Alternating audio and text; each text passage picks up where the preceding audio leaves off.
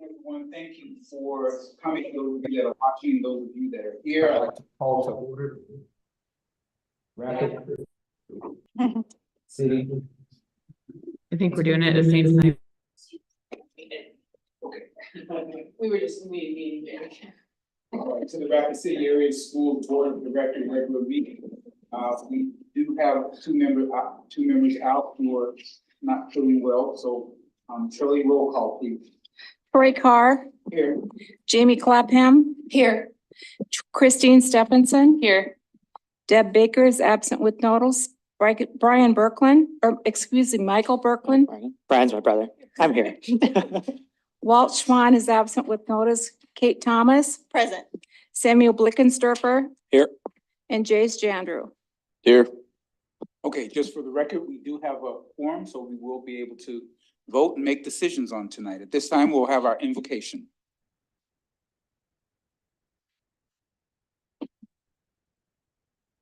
Let's pray together tonight. Heavenly Father, we lift up to you tonight this meeting.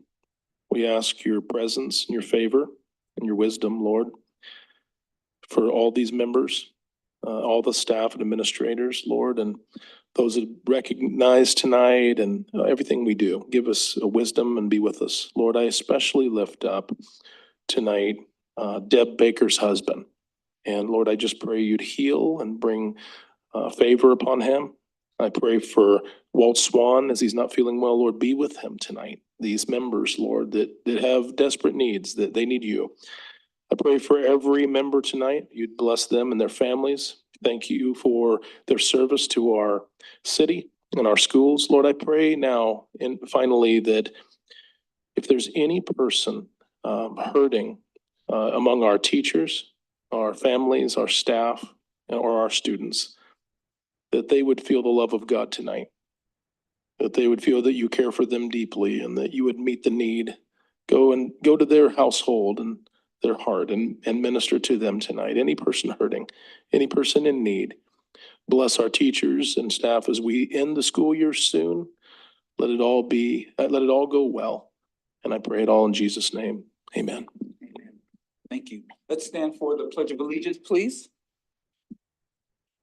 I pledge allegiance to the flag of the United States of America and to the republic for which it stands, one nation, under God, indivisible, with liberty and justice for all. All right, I will entertain a motion for the approval of the proposed agenda. Second. All in favor signify by saying aye. Aye. No, same sign. All right. This time, we have our assistant superintendent tonight, that will be doing our sharing the success. Am I right about that? Yes, we have Okay.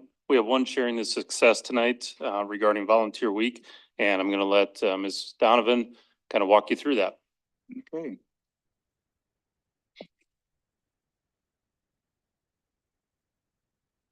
Good evening. Nope, I don't think you're on. No, okay, there it is. There you go. So thank you to Dr. Strasser, and with Nicole being out tonight, they did ask for me to help out with sharing with the success. So it is Volunteer Month, and more specifically, next week is School Volunteer Week. And so we have a Volunteer Week proclamation, whereas the Rapid City Area Schools is appreciative of all volunteers who serve at any Rapid City Area School or at school-sponsored events. And whereas the Rapid City Area Schools has many business partners and community organizations that volunteer to enhance career-connected learning. And whereas over 900 active volunteers are vital to the future of our students and grow community connections to our school district. And whereas these volunteers provide our 23 schools support by working as chaperones, mentors, tutors, assistant coaches, Friday folder makers, project helpers, party hands, office help, inter-school mailmen, PTA volunteers, readers to our students, and event assistants. Whereas all Rapid City Area School staff are encouraged to recognize these volunteers who give time and talent to support students and staff. And whereas Volunteer Week celebrates all volunteers and community organizations that make a difference through their contributions to our schools. And so Superintendent Swigert hereby declares April 21st through the 27th in Rapid City Area Schools School Volunteer Week. And tonight we have with us our volunteer coordinator for the district, Becky Hagan, who works in the College and Career Readiness Department.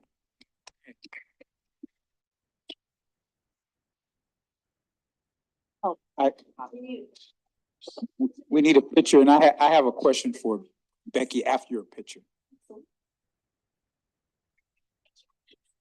Right, when we talk about volunteerism, what is the best thing that we can do to help?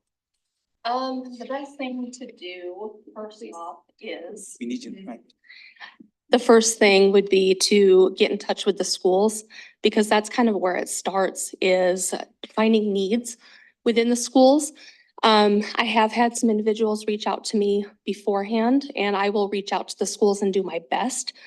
But it's harder on my end to do that versus getting in touch with the schools first. All right, thank So, you. You're welcome. All right. She did also put out, there's a little note card and a window cling that was sent out to all 900 plus volunteers this week as a thank you for their time. And we are actually over 1,000 now. Wow, wonderful. And needing more, I'm sure. Yes. All right, any board member comments? Mrs. Stephenson. I just wanted to thank you for being the volunteer coordinator and giving us the opportunity. I volunteered in my daughter's classroom for years, and every time I leave, I'm like, if people knew how much fun this is and how great it is to get to know these kids and to be a part of their lives, everybody would be doing it. Like, anybody listening, just go volunteer in a classroom, call a principal, get on the volunteer, find a classroom that needs your help and do it. Cause it feels so good. And they're always looking for help. All right, wonderful. Anybody else? Okay, at this time, we have our student representatives. Now this week, I finally noticed that they're alternated. So this week, we have Mr. Jan Drew from Central High School. Oh, okay, yeah, that's right. All right, I'm Jace Jander, and I'll be reporting for Central today. So, Central High School Cobblers spent time preparing last week for prom. The school community gathered to decorate in the Barnett Center for both Central and Stevens, and several members of our school planned and staffed for the after prom. Prom, as always, was well attended, packed with juniors and seniors dressed very nicely and bringing dates. Post prom took place from 10 p.m. to 1 a.m. and was free for all students. They had countless door prizes, free food, along with activities for students. Now that prom is over, we can look forward to other activities for Central High School. Our sports team has a very busy week with girls varsity golf, tennis, and a track and field meet being held today. I think that got canceled, but anyway, this Thursday, girls golf will meet again. We also have a shout out for two of our athletes who were nominated by Rapid City Sports Commission for male and female athletes of the year. Our nominees are Jada Backus for soccer and track, along with Connor Warren, who plays soccer, football, basketball, and track. Our football coaching staff has also begun to advertise for their football summer academy to help players grow their skills in the sport. Finally, the competitive cheer and dance tryouts are happening this following week. Outside of sports, our theater department has been working hard to put together a more modern adaptation of Shakespeare's A Midnight Summer's Dream. They have nearly 70 cobbler students involved in this show, from technical production to the stage. This show will have its opening night this Thursday at 7 p.m. with evening shows on Friday and Saturday. And yeah, go Cobblers. All right. I yelled that Thank loud. you. Board members, any questions for Mr. Jandrew? Okay, seeing none, now we will go to Mr. Blinkensterfer from Stevens High School. Thank you, everyone, for being here. I'm Samuel Blickensurfer, and I'm the Stevens School Board Representative. So recently, Stevens High School has been taking foreign exchange programs very seriously for the past year or so. Because of our involvement in this opportunity, our school has been awarded the Global Education Excellence Award. This award is opening the world through cultural exchange, and their mission is to commit to bringing international exchange to our community, which will have a lasting impact locally and globally. So for National Honor Society, we are going to be sponsoring the school cleanup day on Earth Day. Earth Day is on Monday, April 22nd. So this will probably be after school, but I am unsure what time it will take place. And then in addition to the trash pickup, the recycling war is on as well. Dylan Tipton and Grace Albertson will be leading the Stevens section of this competition. Stevens will be participating in this friendly competition between Rapid City Alternative Academy, Central, and Stevens. And then some field trips are happening this week. We had a few field trips last semester, but they're starting to do field trips again with the nice weather. The culinary arts class will be visiting the Colonial House to see how a restaurant is run on a commercial level. And then the microbiology classes will be attending the Monument Labs to see kind of what's going on there at Monument. So that's some really cool opportunities. And then this year's athlete nominees are Luther Bushing and Grace Urey. Luther Bushing has been involved with soccer most of his career in high school, and Gracie has spent most of her career running track and cross country. We have some amazing athletes at Stevens, but these two students just go above and beyond with their performance and leadership. So congratulations to Luther and Gracie. The last SLAC meeting will be held on Wednesday morning. We will talk about Earth Day, the food drive, and the next year's agenda items, what we'll be doing with the club next year. And then this week, I do not have a teacher spotlight, but rather a staff spotlight. Miss Roxanne Engel has been working at Stevens for 6 years and has been the lead counselor at our school for 2 years. She has 20 years total experience working as a counselor. She is originally from the Bay Area, but she moved up here a few years ago. And as a lead counselor, she is the main contact person for outside programs and administrations wanting to get in touch with the school. She helps students in 3 different domains. She provides emotional, academic, and post-high school planning counseling. She wants to have every student guide. She wants to guide every student so they kind of know what they're doing after high school and if they have any issues or questions they're dealing with. I had the privilege to take a look at what she coordinates. She's got quite the system, and it is simply impressive how much she has going on and how she can keep track of it all. So I'm extremely thankful that we have people like this at our school. So with that being said, there's nothing greater than a Raider. So thank you. All right, thank you very much. Board members, any questions? All right, thank you both. Those were excellent reports. Appreciate it. This time, persons wishing to address the board, we have 2 tonight, so you both will have 5 minutes. And first up is Mrs. Thompson.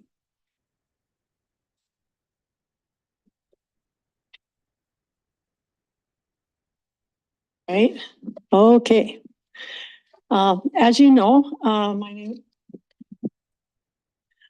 is Lawrence Ms. Thompson. Before you get started, I'm not gonna start your timer.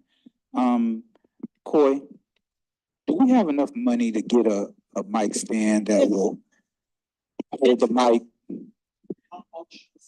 Oh, all right. I think we've dealt with it for several months here now, so I think it's time to get it. Well, no, Mr. Sassy just said we have enough money to get one, so whoever's in charge of that, let's get that taken care of. Thank you very much. Okay. All right, thank you, Mr. Thank you. As you know, I'm president of South Dakota Parents Involved in Education, SDPI. And we have a press release from our US PI president, Sherry Few. And this was an outstanding op-ed that was in the townhall.com. And townhall.com has 9 million unique visitors per month. So we're finally getting a message out. This was last month, March 23rd. So this is what she wrote as part of the article. March is Women's History Month, and ironically, the month anticipated for advancing the final approval of Title IX's athletics rules. The proposed rules will imperil women's sports by protecting male athletes, the antithesis of Title IX's intent. The changes to Title IX will result in rewriting 50 years of women's history. Whoops, I skipped the headline, which is Biden's vicious repeal of women's rights, the assault on Title IX. Title IX was established in 1972 to end sex-based discrimination in schools that receive federal funding. The Title IX is enforced and regulated by the U.S. Department of Education, Office of Civil Rights, and the proposed new rules are signed by Education Secretary Miguel Cardona. Last month, the first disturbing set of Title IX rules were sent to President Biden's Office of Budget and Management for review before becoming a final rule. The athletics notice of the proposed rulemaking, NPRM, similarly is due to move through its final stage of approval this month. This rule is intended to bring clarity for stakeholders about laws passed in states like West Virginia and that limit athletes' participation in sports according to their biological sex at birth. This limitation is deemed sex discrimination in the proposed Title IX athletic regulations. President Biden's executive orders 13988 and 14021 directed the development of both sets of the ominous Title IX rules, which bear the theme of preventing harm to students by not honoring their gender identity. In fact, the preamble to the new rules says, quote, "The department's proposed regulation reflects the understanding that students may be harmed significantly if a school denies them the opportunity to participate in its athletics program consistent with their gender identity. Therefore, any schools that take federal funds will run afoul of this new regulation. So I thought we need to get ready for that. Thank you. All right, thank you very much. All right, our next speaker, Ms. Phillips, you have 5 minutes. Good evening. My name is Mary Beth Phillips. My husband Dennis and I moved here to Rapid City in December of 2022. We are working as constitutional coaches with an organization named Patriot Academy. It is building a new campus in Fredericksburg, Texas, but it's very active in every one of the 50 states. And we're here this evening to invite each of you to their event that's coming here to Rapid City in about 3 weeks. I grew up in Massachusetts, about 11 miles from the Green at Lexington and Concord, where was heard the shot heard round the world. I grew up about 50 miles from Plymouth Rock. So Massachusetts is a state with a rich colonial history in the founding and defense of freedom in the Revolutionary War.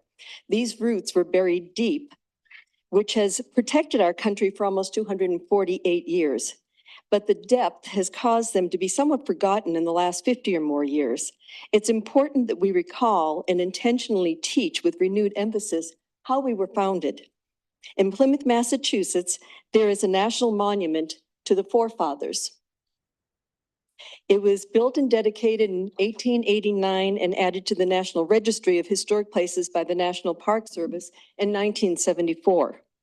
This monument attests to the faith of the Pilgrims and their desire to start over in a land dedicated to freedom of religion, not freedom from religion. They persevered due to their faith in Jesus Christ, to whom this land was dedicated in 1607, when Robert Hunt placed a cross in the ground at Cape Henry, Virginia, declaring America had a God-given destiny. The foundation of this building where we meet tonight, as well as our homes, depend on firm foundations.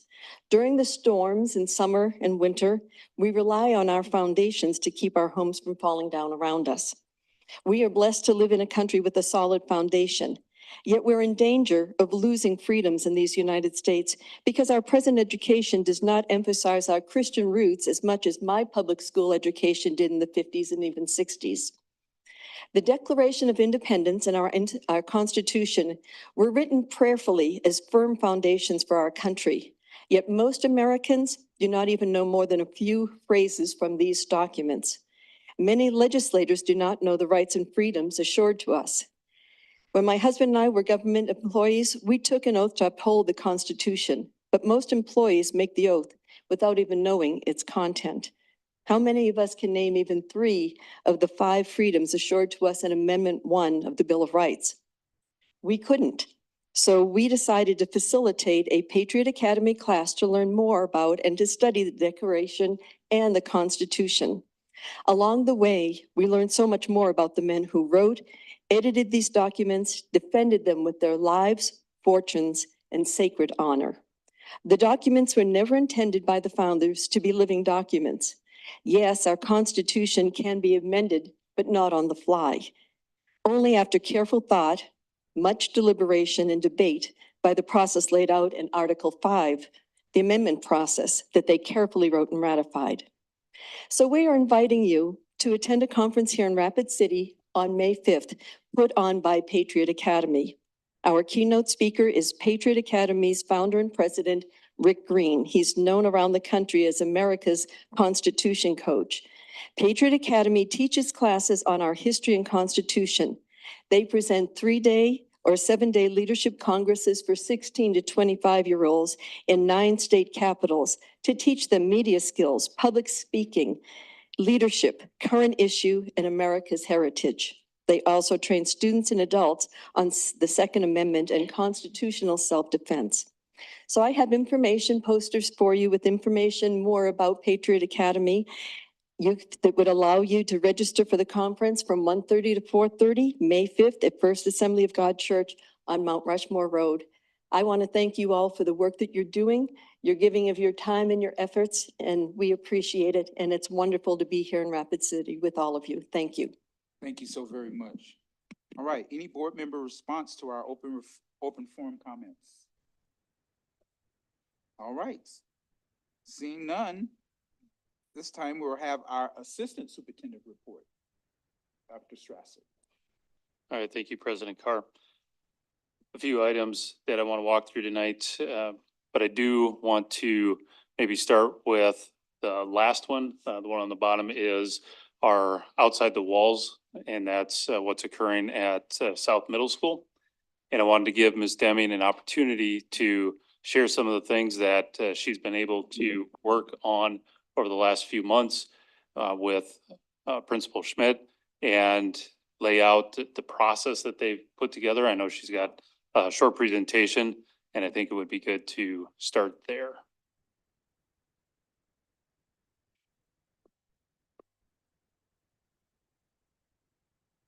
And as she gets that ready, we know that outside the walls starts, the last day for students is next Friday. And then we start moving forward with all the facilities pieces for the old school, and our students begin the outside the walls. And she'll share that information. I don't want to get too far ahead.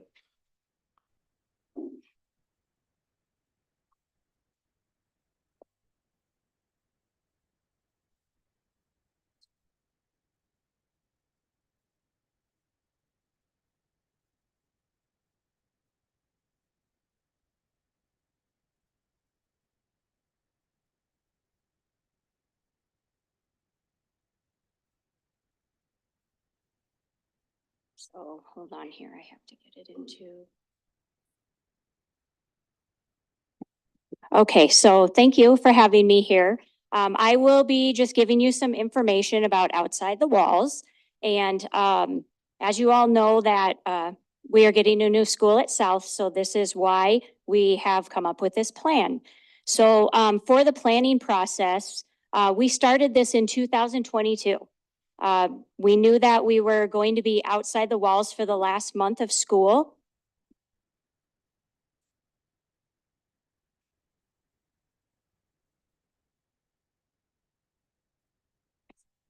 Nope, that's okay. Our focus is to continue engaging students and to provide opportunities for our students with different types of learning.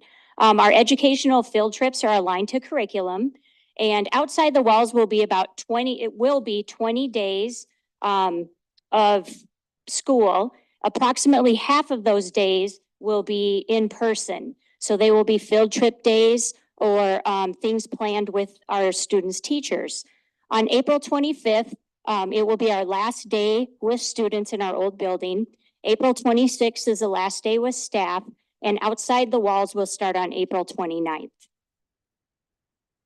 So on our website, we have all the information that parents or students need to get information about Outside the Walls. So at rcas.org, South Middle School, if you go to our schools, everything is listed under Outside the Walls.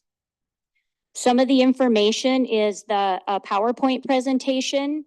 We have our master schedule with Zoom information, our A and B day schedule, different grade level schedules, our field trip locations, our staff email lists, the awards assembly information on May 24th, and contact information for our office staff, along with breakfast and lunch information.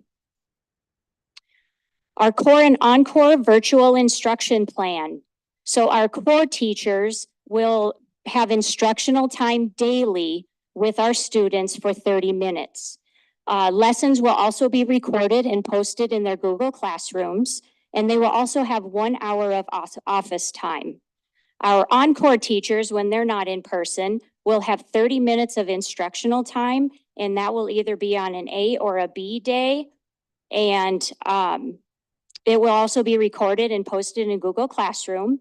And their office hours will be opposite of their instructional day. So if they have office hours on A day, their instructional time will be on a B day.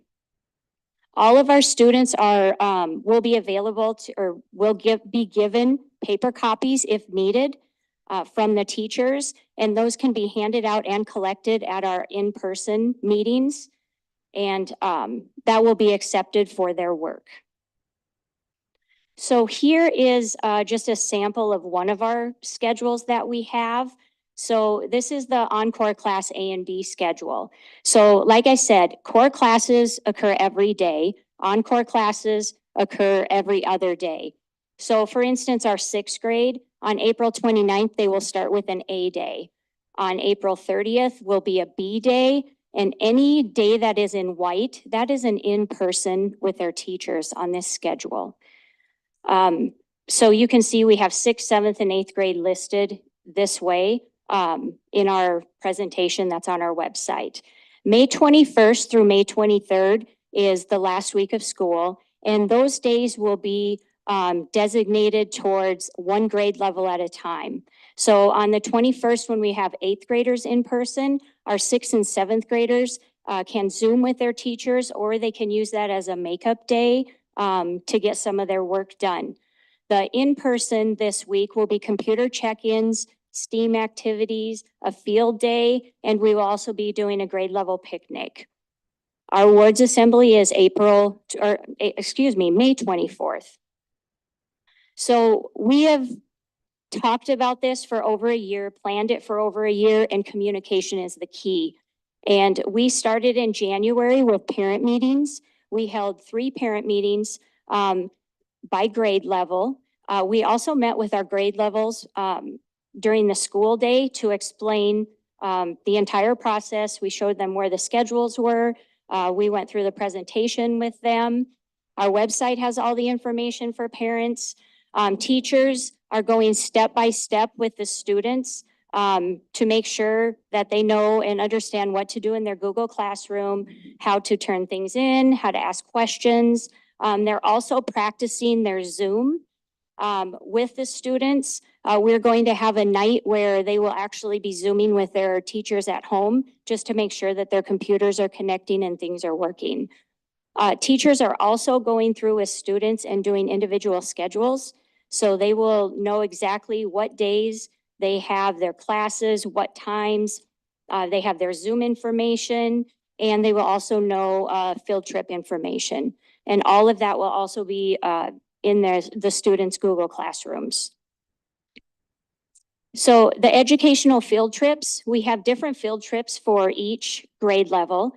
Our community center is going to be our home base. We will not be allowed to be in the old building. So we have designated that as our home base. The students will, when we're in person, they will meet there by 8 o'clock in the morning, and they will also end their day at 3 o'clock. So it's always the same times. Their parents know where to drop them off, when to pick them up. And we thought this was best for parents, so we weren't changing things like that. We didn't want to go half days because that would be an inconvenience for our parents. So every time we're in person, it is a full day, except we do have sixth grade meeting on the early release day, which would be normal for the rest of the school district. So some of the field trips that they're going on, the Badlands, at the community center, or when it says community center or Robbinsdale Park, there's several STEAM activities that the teachers have come up with. For instance, our sixth graders will build rockets and then they'll shoot the rockets off. So, so these are just the different field trips that each of our grade levels will be going to. Some of the other information that is in our presentation on the website, like I said, the community center is our home base. We will be providing breakfast and lunch every day through the district food truck, and that will be at the community center. If students are in person, they will be able to get a sack lunch for their lunch that day. We will be doing our MAP assessments the first week of May. Our eighth graders will actually be doing their MAP assessments at RCAA, and our sixth and seventh grade students will be doing their MAP assessments at the community center. Our counseling information is posted on the website. So our counselor and our Lifeways advisor, their email is there. So if our parents need to get a hold of them, they can email them. Our librarian will be out of Rapid City or out of RCAA, and she will be in charge of our computer assistance for kids. We have expressed over and over if there's any problems for the students to reach out to their teachers, administration, anybody, so we can get those computers fixed for them. She will also be helping with the online library. Our secretaries are housed out of RCAA, and our phone number will remain the same. So that will be nice for our parents. So our South Middle School phone number will ring into our secretary's offices at RCAA. Our after-school programs will still run like they have.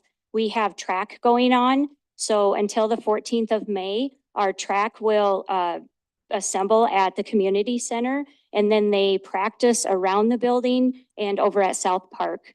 We have Club Hub through our 21st Century Grant. They'll be meeting our students at 3 o'clock and walking them down to the church on the east side of our school. So we believe that we have a pretty strong plan in place. We have information, the communication has been put out there. We've had parents come in asking questions. We've had phone calls that we've asked, but everything is right in one spot for the parents, so they don't have to go searching for the information.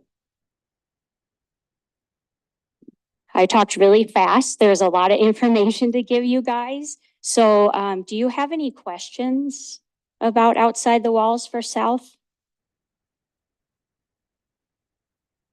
That means when there's silence, there's no question. That means you did an excellent job. Thank you. Thank you very much for your hard work. Thank you. All right. Dr. Strasser. All right. as you can see, they put a lot of work in, the administrators at South and the staff, the teachers, and I know it gets a little more stressful the closer you get to the end in that transition. But they have, the foundation is there, and I believe they're ready to, move it forward and make everything that Ms. Deming, mentioned go as good as possible. A few other things that I wanted to bring up tonight. Obviously, we have challenges with hiring, and there's just this general shortage out there, but we've been very intentional and trying to be collaborative in working through the interview and hiring process. Specifically with our elementaries, I've done a lot of work with them and trying to meet weekly and have good conversation about how we look at candidates and work through the interview and hire process. We've got a big hire coming up as we interview for the principal at RCAA. We also have several AP and dean positions that we're working on trying to fill. I would say we've got very good candidates all the way across the board, so that's very exciting. In working with principals, we've been trying to develop a stronger PLC model specifically for our admin and our leaders. And part of that work has been learning more about how we can do that. So we've sent our principals to 2 different conferences. It's the same conference, Amplify Your Impact. One was in Austin, the other one's in Orlando. And as we've gone through that, our goals have been to come out of those conferences, being able to do more specific coaching for the PLCs that our teachers are going through in their buildings. And that's one of the things that we could say, hey, yeah, let's do a PLC in our building, but it's another thing to actually support and help coach that PLC to be super high functioning. So that was one of the outcomes that we wanted. And the other one was to create a leader-based learning community, which has been our goal from the beginning of the year. So by going to the Amplify Your Impact, we established some pre-work planning sessions. And then next week, we're going to come together as a whole group, and we're really going to create what we call a SIG, which is a strategy implementation guide. I put an example on the back side of the sheet I gave you, just so you can see the work that our leaders are doing. It's got what we call anchor statements on the side. And what I really want to point out is how we move from right to left. And it's what we call PLC light, and then PLC right, and then PLC tight. So this is specifically for our principals and our leaders to come together and function as a PLC. This is their work. This is a draft, and we will be improving this next week. But I think it's important that you see the work that they're doing. Heard a lot of really positive comments from our principals. They're excited to do the work. They're excited to collaborate and function this way as a true PLC. So I'm really excited about moving that forward. So that piece is for your reference. And if you want to talk about that at some other point, we sure can. The next part is our work with student education, and our principals get to work with Tina Poznansky, and she supports our work on, ultimately, we're trying to cascade from the strategic plan at the district level to the building level and carry out our school improvement plans with what we call short action cycles. You may have heard some of that terminology, and that's the 30, 45, 90-day short action, and sprinkle in some specific coaching and trying to help bring more relevance to how we carry out our school improvement plans. So really excited for that work that's getting started. We have the Employee Experience Survey Action Plan. Our principals have been working with their staff on developing 2 to 3 action steps, and that's based on the survey results for their building. So we're really trying to be intentional about taking that information and bring it to fruition in terms of looking at results and what does that mean for action steps in our buildings. One of the fun things coming out of the survey results is I've had principals in conversation about a certain issue or a certain topic, and they'll say, well, one of our action steps is to do this, because that's what the survey results said. So now they're calling me out on certain things because that's how their building is seeing things, and they want, and that's what we really want is how do we have that communication and act on the information that we receive through the employees experience survey. An update on RCAA. We've done a lot of legwork to create the high school prep program. And I'll always reference that as that's the middle school alternative program, even though it says high school prep in there. I don't want to confuse anybody. But we've done a lot of collaboration, Ms. Roberts and I, with the middle school principals to prepare for this program. In March, our RCAA staff even did a think tank session. That's where they really dug into some of those core questions of how are we going to implement this alternative program. So I saw some great collaboration and progress there. And then last week we met with our APs, our deans, and our counselors to really take how we're implementing things and bring it to them, because they have a lot to do with talking to students, talking to parents. We created an information sheet. So the information is there. And then our next step started yesterday, being able to share out information with students and parents. And we went into this. We know that we're looking for roughly 30 to 36 kids to begin the year with. And those conversations will be going now. So that's where we're at in terms of implementing that program. And I know that when I'm done, if you have questions, I'll answer anything. Mrs. Roberts is here to answer anything as well.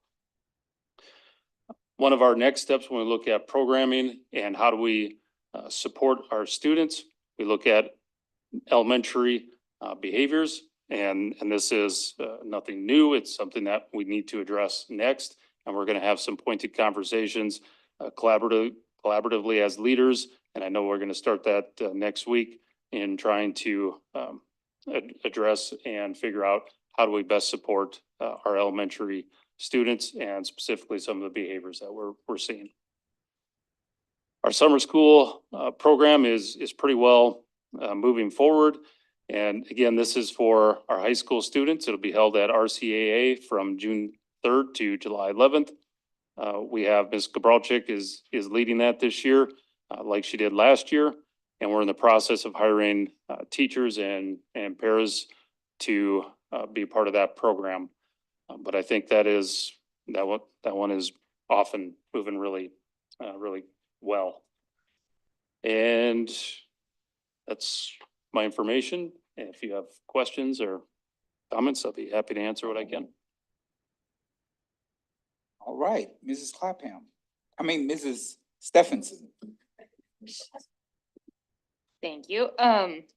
Thanks for this report. I have a couple just so I understand questions. The principal at RCAA, what is the other leadership at RCAA?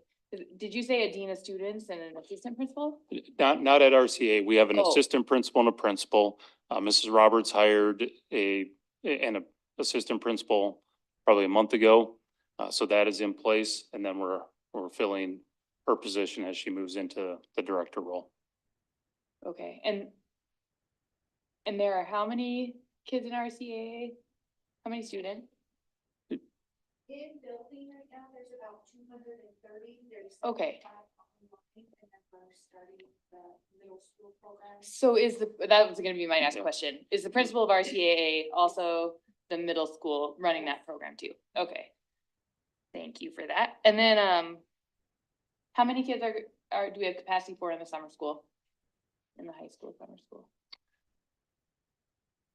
That's a good question.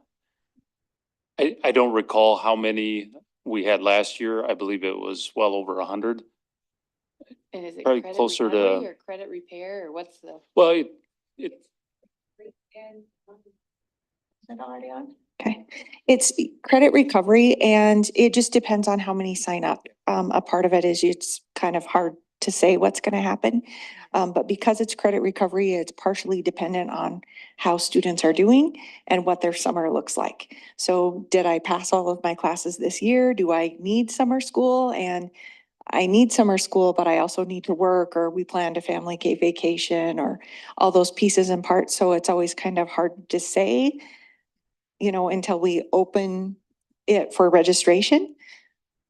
And then somebody could, I just don't know anything about our summer school program, that's why I'm asking. So somebody could, I need one class. Do Yes, summer school that's just that class, so part of Yes. that day. yes. Okay. They can do summer school that way, and part of me jumping up to answer it, I was the summer school principal a couple of years ago. And then we've continued to host it in our building because it's a great place for it. So they are able to do that. And with summer school, typically what we do is parents, guardians are able to sign off if they want the student to work at home, or they can work in the building with staff that are present. And so it's up to them to determine. But if the student is not staying on pace with their classes, they're expected to come back to the building. So it is kind of a privileged earned. If you're staying on pace and your work is going well, you're able to work from other locations. And if you are not, then there's an expectation that you're coming back to the building to get that support and help that you clearly need. Oh, thank you for Mhm. answering that. And I have one more question for you, Dr. Strasser.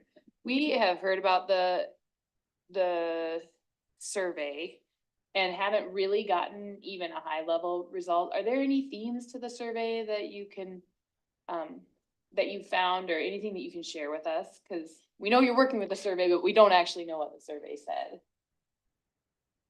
We've met with, we did a large group, and then we sent principals out to meet with their staff and create the action plans.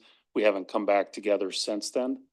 So from a theme standpoint, off the top of my head, I would have to go back and look through it again.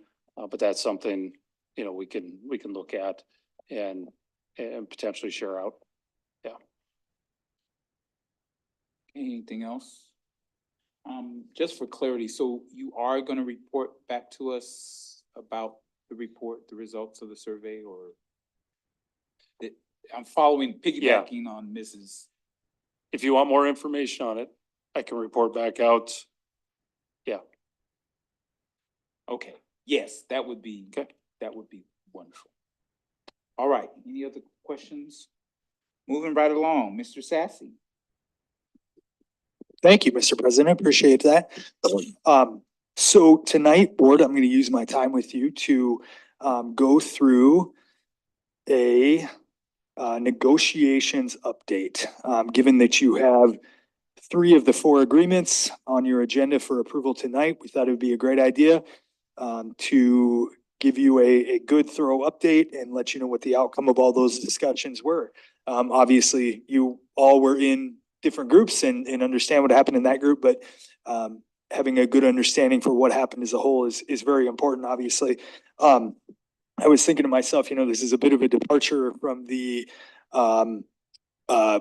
budget discussions that we've had over my last couple of reports, but in reality, nothing could be farther from the truth in that aspect. I think negotiations is just an incredibly important process. We are 100% a people business. This has deep financial implications. 85 to 90% of the district's total expenses are salary and benefit related. So in reality, this is right in line with the budget discussion. There really is not one other factor that fiscally impacts the district more than negotiations. And so it's certainly in line with budget discussion. So with that being said, let's talk about negotiations a bit. So again, the district uses a bargaining approach with its 4 bargaining groups called interest-based bargaining. And really the intent behind interest-based bargaining is moving away from the us versus you idea that is present in traditional bargaining. It revolves around trying to find shared interests between the groups, trying to develop solutions as a group and ultimately focusing on how we move into the future in a productive way. And I think, speaking for myself and the folks that have been a part of that, it's been a really good process. Has brought a lot of transparency and trust back into that process. Even when there are hard conversations, all the cards are on the table, and I think it's gone very well. So obviously, again, a huge part of the process of IBB is trying to find shared interests. And certainly a primary interest of the board and the administration going into negotiations this year was recruitment, especially in high needs areas, in particular, paraeducators and bus drivers. We know we've been very, very short, had a very difficult time recruiting into those two areas. All groups shared the same interest. Recruiting and retaining employees was certainly a shared interest amongst all the different groups.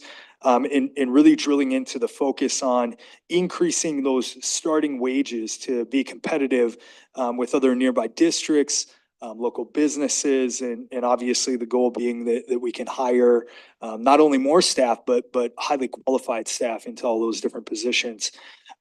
I think there's a concept I should mention here as we start to drill into this conversation that is true across all groups, no matter what the group is, in regard to increasing the starting wage. So this happens by taking the tool that HR uses to place individuals in terms of wages as they're coming into our district, and we call those placement schedules. And I think sometimes there's a misconception across the board in terms of that discussion that moving those placement schedules is not a benefit to existing employees, or it doesn't serve an interest in terms of existing employees. And that's false, obviously. What happens when that mechanism turns is, in order to prevent leapfrogging, as those starting wages are increased in those different categories, the employees that fall under that starting wage are then brought up to at least that starting wage. And so in terms of the numbers you're going to see tonight, all of those wages, every one of those dollars is going into a current employee in our district. And so these are just the costs for what we're investing in current employees, not any hypothetical costs in terms of what that's going to look like for hiring. So I think that's a concept that's very, very important. I think it's a concept we made progress on this year in those conversations. And it really makes a huge difference because it turns it from an interest of the district to an interest of everyone to increase those placement schedules in the starting wage. So I don't think we often do a good enough job of highlighting the good things that happen during negotiations. I think sometimes we all think of negotiations as a naughty word and that we don't talk enough about what happened. And so we're going to talk a lot tonight about the good things that happened during this process. And ultimately, the outcome was we increased starting wages for all new employees. So every single category across the board in our district that an employee could be hired into, that wage will increase starting July 1st. We also increased wages for all current employees, all existing employees. So every single employee, and we're going to go group by group and talk about what that looked like, will receive an increase again starting July 1st. And I always think if you can come out of those conversations and you can say that those two things happen, that was a pretty successful negotiation process. So we're going to talk a lot more about that, but ultimately really had a positive outcome from these conversations.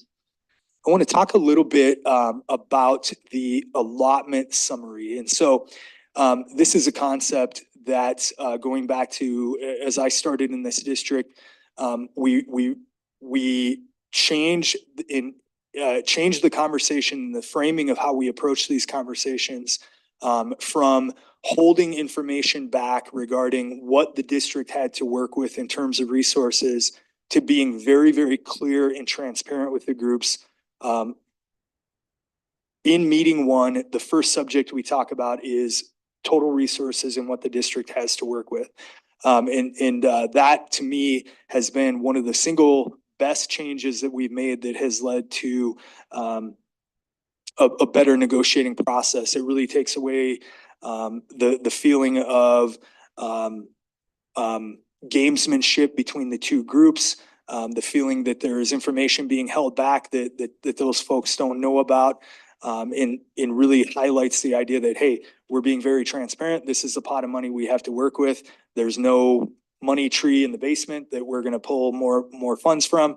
And it's really led to better conversations in that group. So I want to talk a little bit more about that. Obviously, this was a unique year given the legislation that was going to impact the district and some of the different factors that were going on. Again, there was groups that were identified early on in this process of needing additional resources. So in the past, as we entered those conversations, it had just so happened that really we were bringing the same allotment into every group. And saying, hey, across the board, this is what we think we have to work with. This year was unique due to those factors, and we'll talk more about that. And so we were very transparent as we came into those conversations. We told every group that right away that not each group is getting the same allotment this year. We didn't share, of course, the numbers at that point in time because those conversations were still confidential, but we were very clear about that. However, I want to again give a summary and talk a little bit about the thought process behind that. So I would say, first of all, we worked from the idea that, okay, what is the state doing in terms of an increase to the state aid formula? And I promise you, I will not launch down that rabbit hole. Of course, the idea that what they're doing and what the district is receiving in additional revenue is not a straight line is something we've talked a lot about. But that was the concept that we worked around. And so we started at the point of, okay, we want to try to give each group at least a 4% increase because those were the conversations happening in peer. Again, then the conversation evolved from there. Of course, on the teacher side, that looked different given the legislation that we knew was coming down the pipe and how we deal with that. And so this is ultimately how those allotments lined up. The admin tech group got 4%, classified got 4%. Teachers after the movement to 45,000 for a starting wage. And then the increase landed at about 5.26%. And then paraeducators, as the conversations were evolving around negotiations, and the board was having its listening sessions and understanding what some of the major issues were in terms of employment.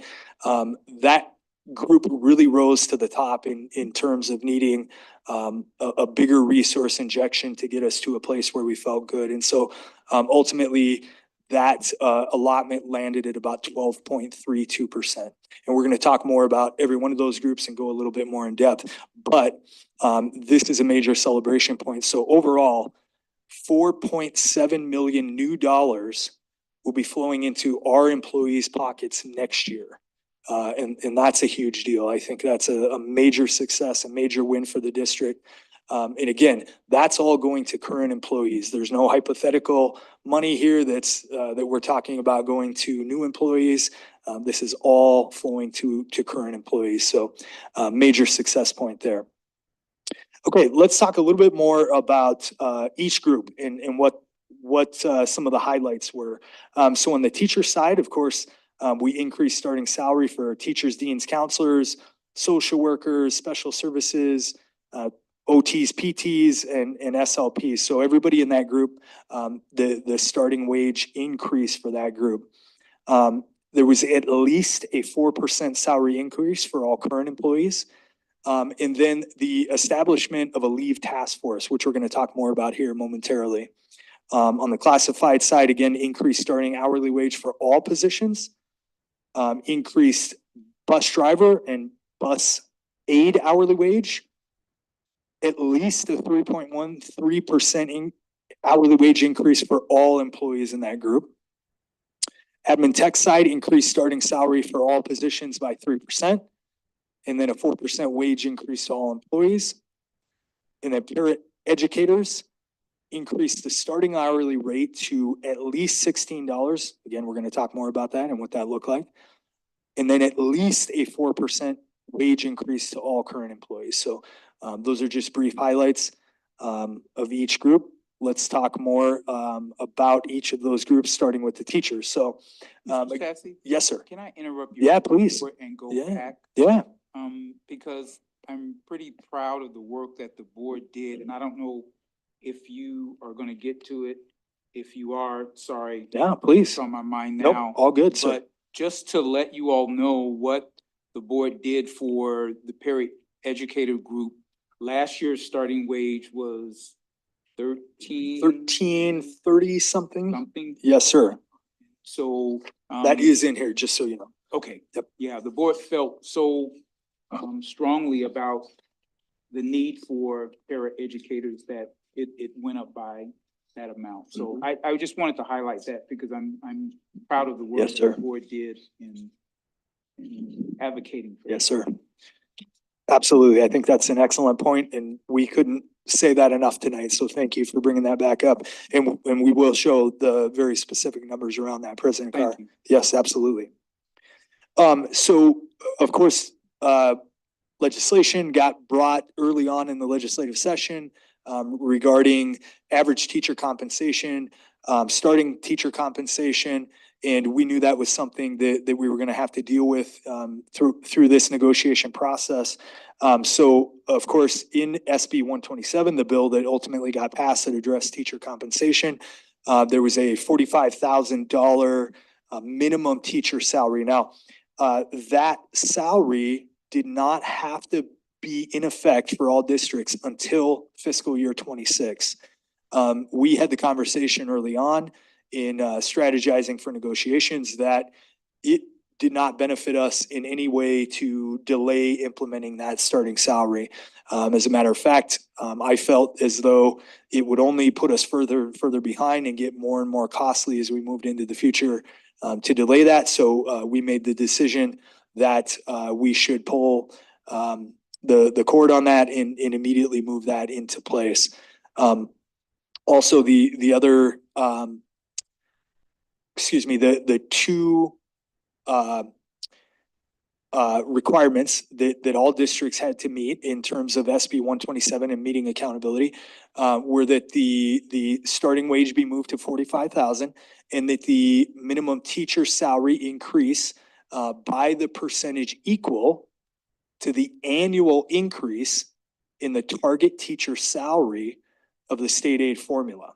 That's a mouthful, right? We talked about that concept a lot, that saying the increase to state aid is really a misnomer. And really it is the increase to the target teacher salary component of that formula. And then lastly, the average teacher compensation. So the total average compensation that we're paying our teachers on a yearly basis must also increase by that same mark. So the increase to the target teacher salary. So again, for example, in the current year, that was a 4% increase. And so our average compensation must increase by 4% in the current year. So here's how some of those factors played out. So the 2024-25 starting teacher salary got moved to $45,000 from $41,100, which represents about a 9.5% increase. As you're going to see here in just a moment, there's some complexity to the idea of moving those placement grids, especially in this group where you have multiple grids that are all based around that starting salary. So there's a ripple effect that ends up happening, as you're going to see throughout the rest of this group, that makes it considerably more confusing than just saying, hey, we're going to increase the starting wage to 45. So starting dean, counselor, and social worker, that starting wage moved to 50,000 from 46.1, about an 8.5% increase. And then regarding the 24-25 average teacher compensation. So I think that part of the challenge of ensuring that the district meets this average compensation movement on a yearly basis is that at any given point in time, we're really trying to work with three fiscal years of financial data to figure out what the heck that means. And this is an example of what I mean when I say that. So the way that the state measures the movement in average teacher compensation is by information that is submitted through the district's annual report process. And that information doesn't get submitted until after the fiscal year is wrapped, usually in the July or August timeframe. And so the last fiscal year that we have that number finalized for is fiscal year 23, the number in, or excuse me, the letters in red. And the average compensation for that year was $68,677. From that point, we really have to start making our best guess, because for the current fiscal year 24, obviously we're not wrapped for that year, and we don't know what that final number is going to be like. So again, flashing back to last year's negotiations, the group had an 8% allotment. Obviously that doesn't always transfer over dollar for dollar to see an exact increase in that average compensation. So if we worked under the idea that we'll probably see somewhere in a 6% actual increase to average compensation, that would land that number right in the $72,800 range. So working from that number then into what we estimate for fiscal year 25 next year, which is what these negotiations will impact. If we estimated that after the movement, I should mention a concept here, I'm sorry. So what we really see, although we will have at least a 4% increase for every single person in that group, the ultimate impact is going to be higher than that, because what we will see happening is the folks that were hired and are closer to that beginning wage of 41.1, they're going to get somewhere in the neighborhood of a 9.5% increase, anywhere from 9.5% to 4%. So we have a good chunk of the people in that group that are getting much more than 4. So again, if we worked under the idea that we could estimate probably a 6% increase for next fiscal year as well, that would land average compensation somewhere in the $77,200 range. So just to put that in perspective of what's happened over the last 5 or 6 years, if we looked at the period from fiscal year 2020, in which the average teacher compensation was about $64,780, to what we estimate for next fiscal year to be that $77,166 figure, we'd be looking at about a 12,386% increase over that time period, which is about a 19% increase from 20 to 25. So obviously those numbers can change. They're going to flex a bit. It's always tough because it feels like we're trying to hit a moving target as you have people retiring and leaving the district and new people coming in and where they're landing. But I think the main point to highlight there is that the district's done a lot of work, and there's been a lot of good movement during that time period, increasing almost 20% over that 5-year time period. So I thought that was a good thing to highlight. I'm not going to go through every single one of these. I think this is just a good peek at those various placement grids. Like I talked about on that last slide, there's some complexity to this because as that starting wage gets pushed, there's really a ripple effect that goes into all these different groups. And it's a little bit complex, but that's a look at all the starting wages for those different categories. So again, like we talked about, all employees that are off the grid, so to speak, or have moved off that placement schedule would see at least a 4% salary increase. And again, the closer that they are to that starting wage, previous starting wage number of 41.1, the greater the increase that they're going to see. So we'll have folks that are ranging from 4 all the way up to a 9.5% increase as we move into next year in that group. And then lastly, so part of the discussion with the RCEA group was in regard to leave and the development of this leave task force. So the parties discussed issues concerning consistency with the use of leave throughout the district and the desire to clarify appropriate procedures for obtaining subs. Discuss the idea of forming a leave task force that would discuss, consider, and propose options concerning leave and subs in advance of next year's negotiations. HR is going to organize and direct the work of that task force. RCA will appoint members to serve on that task force. HR will appoint HR employees, sub-office employees, and then different members of administration that can add value to that conversation. And then ultimately, the task force would prepare a final report and make recommendations. And the real action step leaving those conversations was that the group would meet at least once before the end of April 2024. And I believe that meeting has been scheduled at this point. Yes. Okay, so moving into classified. First of all, I just want to take a second to express appreciation and admiration for the folks that served on the classified group negotiating team. That's a really diverse group of employees. As you can see on the right-hand side there, that ranges all over the place. Student nutrition, bus drivers, print shop, plumbers, clerical, carpenters, electricians, HVAC. So they have a really broad and diverse group. And I really felt like, again, coming in and expressing the shared interest that recruitment and retention was really the biggest issue. I thought that group was incredibly unselfish in terms of their conversations and how they approach this. And we're going to talk more about what this looks like. But I really think they deserve a lot of recognition. They did a really great job of putting the best interests of the district as a whole in front of individual interests.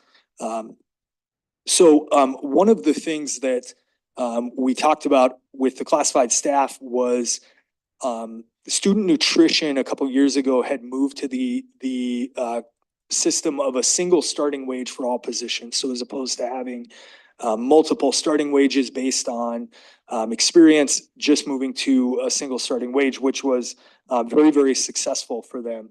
And so as you're going to see, that's something we talked about with this group and ultimately agreed upon. Again, substantial increases to starting wages for all positions in this group. More aggressive around bus drivers and bus aides. That was really the other group that we identified coming into negotiations that really needed help given the hole that we were in around bus drivers, canceling routes and all those different things, making it very, very difficult on the students and district as a whole. However, again, that results in a substantial hourly wage increase to all existing employees. So again, those increases ranged anywhere from at minimum 3.13% all the way up to 19%. And here's a look at the starting hourly rate for the classified as we move into next year.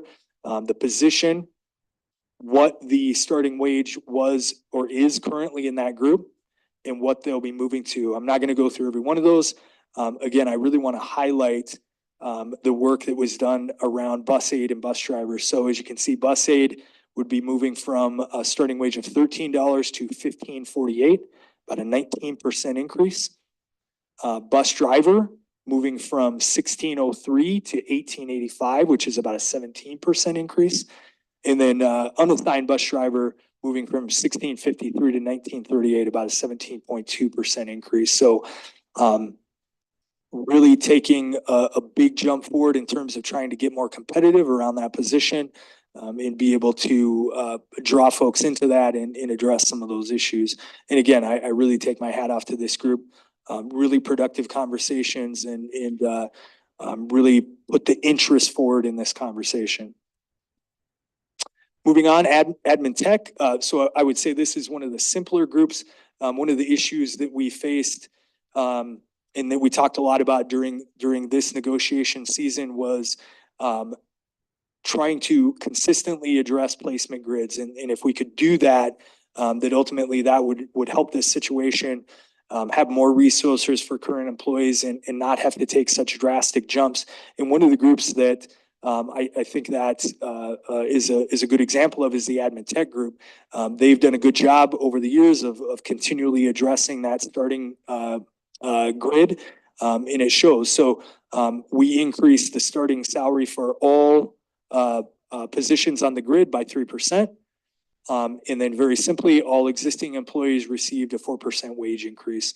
Again, admin tech group is a pretty broad group of individuals, principals, assistant principals, psychs, HR employees, managers, technicians, activities directors. Again, really applaud this group. They did a great job. We had a really productive conversation. As a matter of fact, got everything done in one meeting, which was amazing. And so that group did a great job. Here's a look at the new starting grid, starting salary grid for that group. Again, I'm not going to go through every one of those. Everything moved by 3%, very simply. Okay, and then lastly, the paraeducator group. So should be very clear up front. The district at this point has not reached an agreement with the paraeducator group.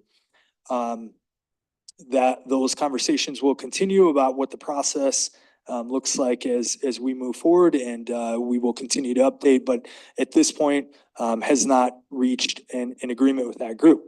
But we wanted to talk about and make sure the board understood what the discussions were revolving around in terms of that group.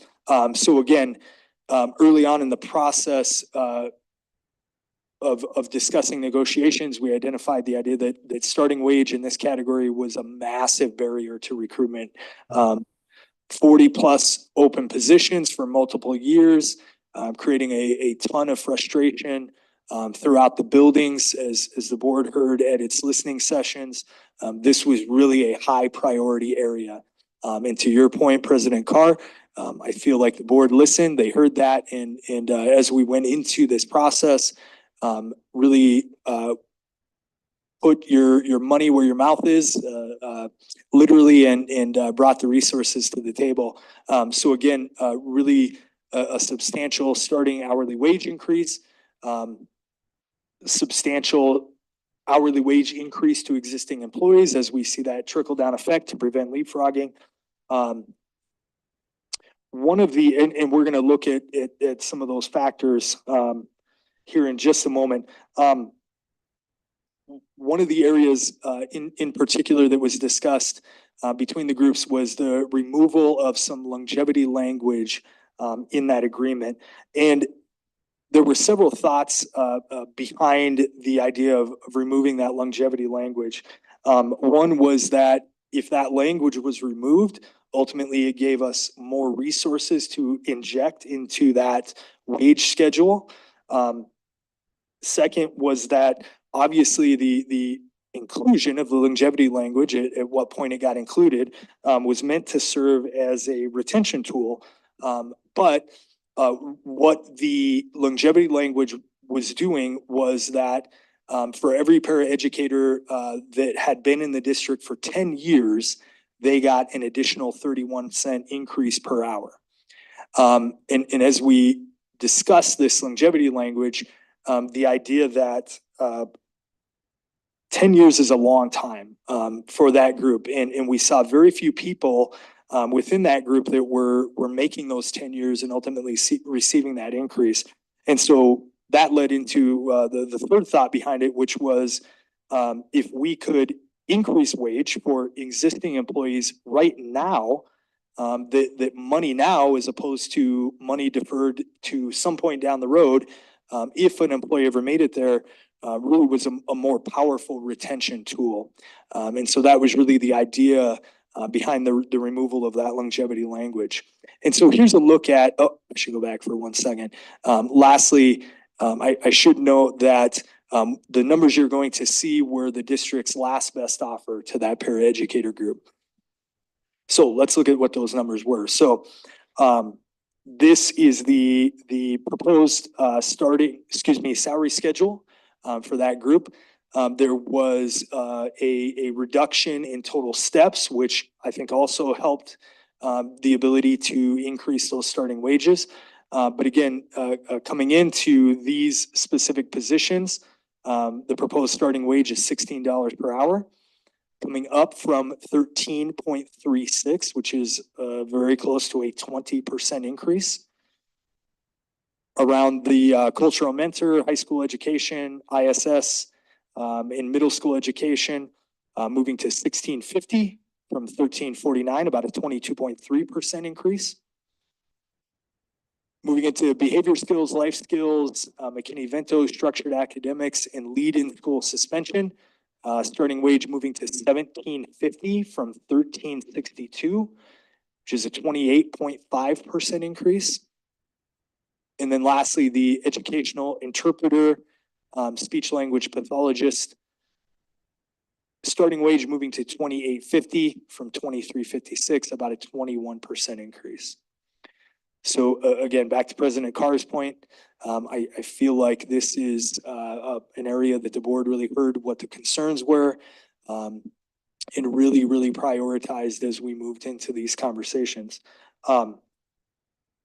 One last thing to mention in terms of, again, back to that longevity language. I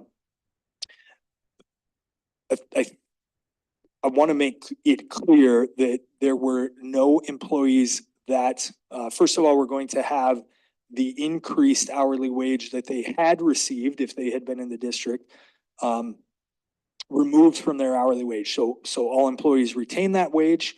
And secondly, to highlight the idea that we really wanted to move money into current employees' pockets right now, as opposed to some point down the road.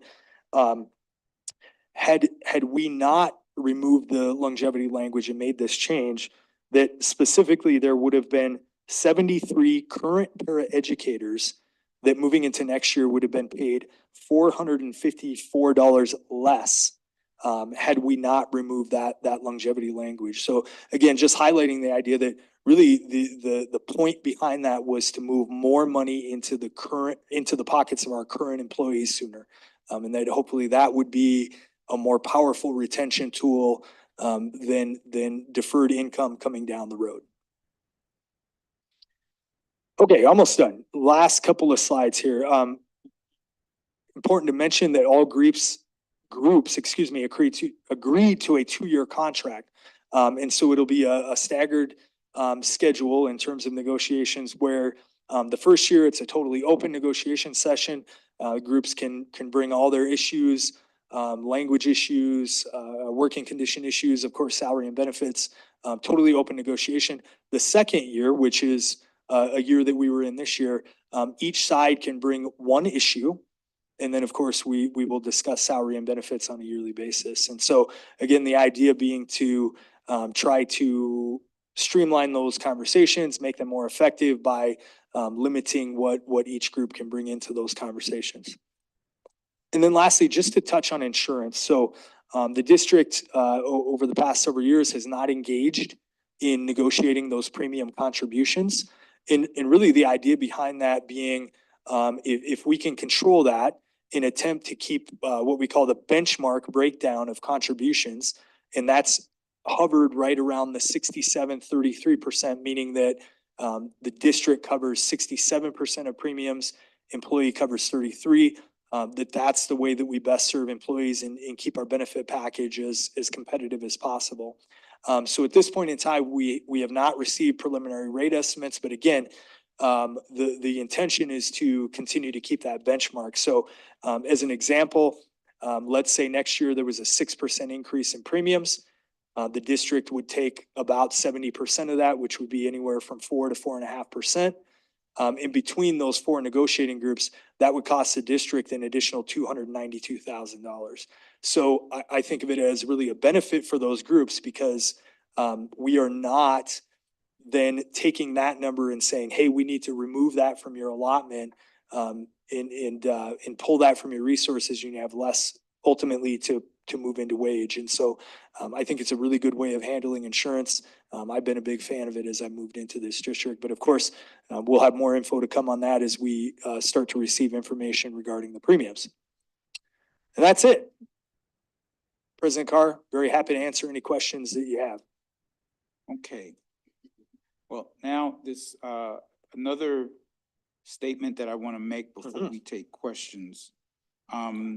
is that also the board heard from other groups Yes. how invested those groups were, that we paid attention to the para group. And it's one of the reasons why at this point it's our last best offer, because it wasn't the information that we pulled to make that determination just didn't come from us seven, but other groups verbally and specifically mentioned to the board that this para group was important to their success. Right. So again, other groups had interest in seeing this group do what the board did to that. And I think that's an important comment to make, that we were getting it from, in a good way. We were being told by a lot of people to pay attention and focus on this group, and that's why we did it that way. Yes, sir. No, that is such a great statement, and I think there are several people in this room that could attest to how important the para position is, the ripple effect it has that happens when those positions go unfilled, and that's a great way to say that. All right, Mrs. Thomas. To that point, can you go back to the para educators wage page? Certainly. That one? Yes. So again, to the point of hearing from other people, studying it, making sure we have a 19.8, we have a 22.3, a 28.5, and a 21%. These aren't just arbitrarily, we'll just give these guys 19 more and this one 28. It was noticed and very, very key that with all of these definitions of different types of the para educators that are out there, the behavioral skills, life skills, McKinney-Vento, structured academics, and lead in school suspension, we were hurting the most with. Yes. And that had skills that were not only needed, but also helped teachers relieve some burden as well. Yeah, and that's certainly why that percentage was a little bit higher than the rest of them. So certainly, just for the transparency of the public, this isn't just arbitrary out of, oh, we'll just give them whatever. It was really studied and a lot of work. And again, like Bishop Carr said, that President Carr said, it was other groups saying, hey, we noticed the need here. Right.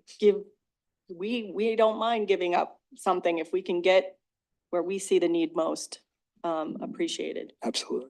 Well said. Thank you. Mr. Berkeley. I also. I'm sorry. No, I'm sorry. I'm sorry. And I think for clarity or transparency to the public, when you talk about the unfunded mandate and getting ahead of that game so that we don't fall behind to the teacher's wage.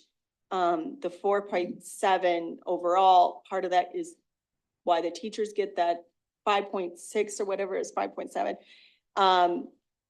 I guess for the public, they may want to know, okay, so if it's not funded, where is that little extra coming from? Which fund up ours, and where are we going to be hurting a little bit more? Yeah. And for clarity, we are getting ahead. We don't need to give them this right now.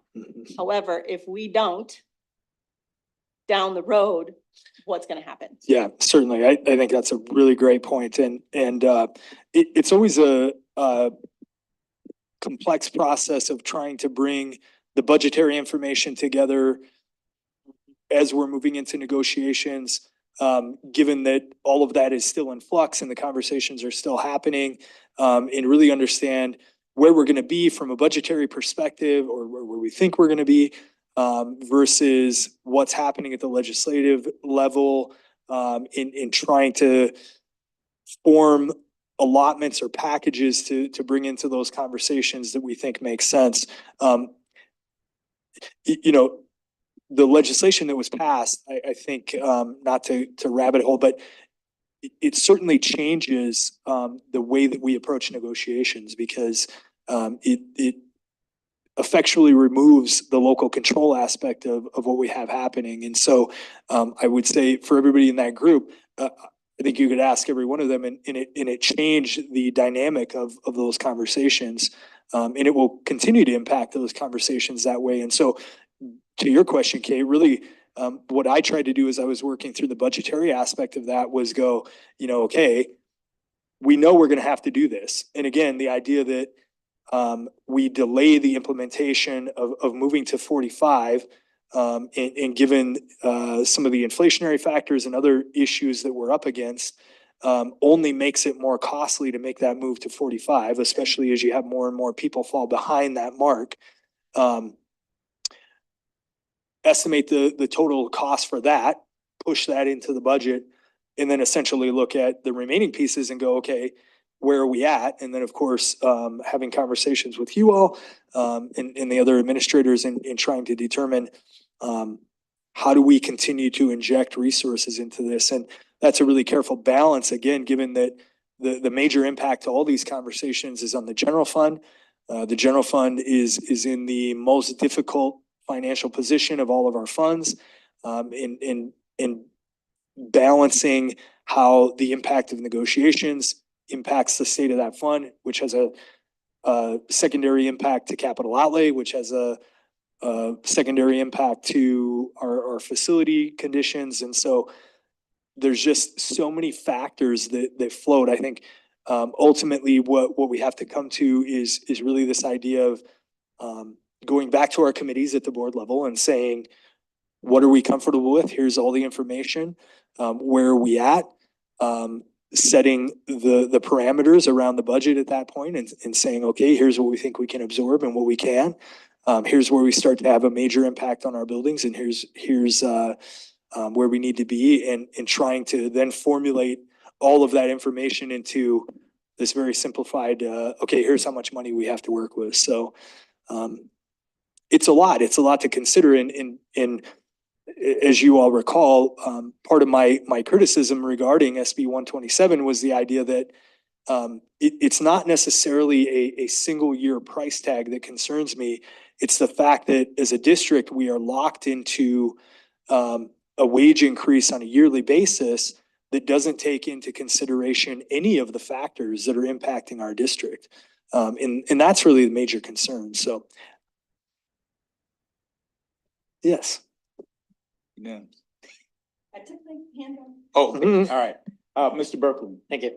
I have a question and a comment. The question is, going back to the classified group. Yep. I believe, and I'm gonna ask because I don't remember. Please. But I believe that they said that anyone below that starting wage would go up to that starting wage. Like anyone currently employed will go to that starting wage plus the percentage increase.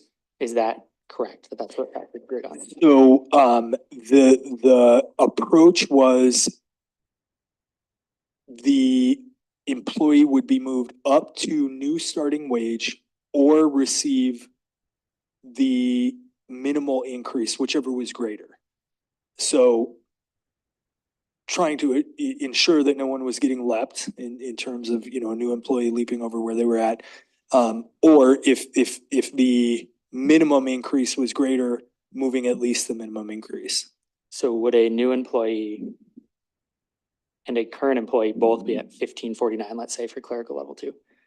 Would that new employee and that current employee both be there if that was how that math worked out?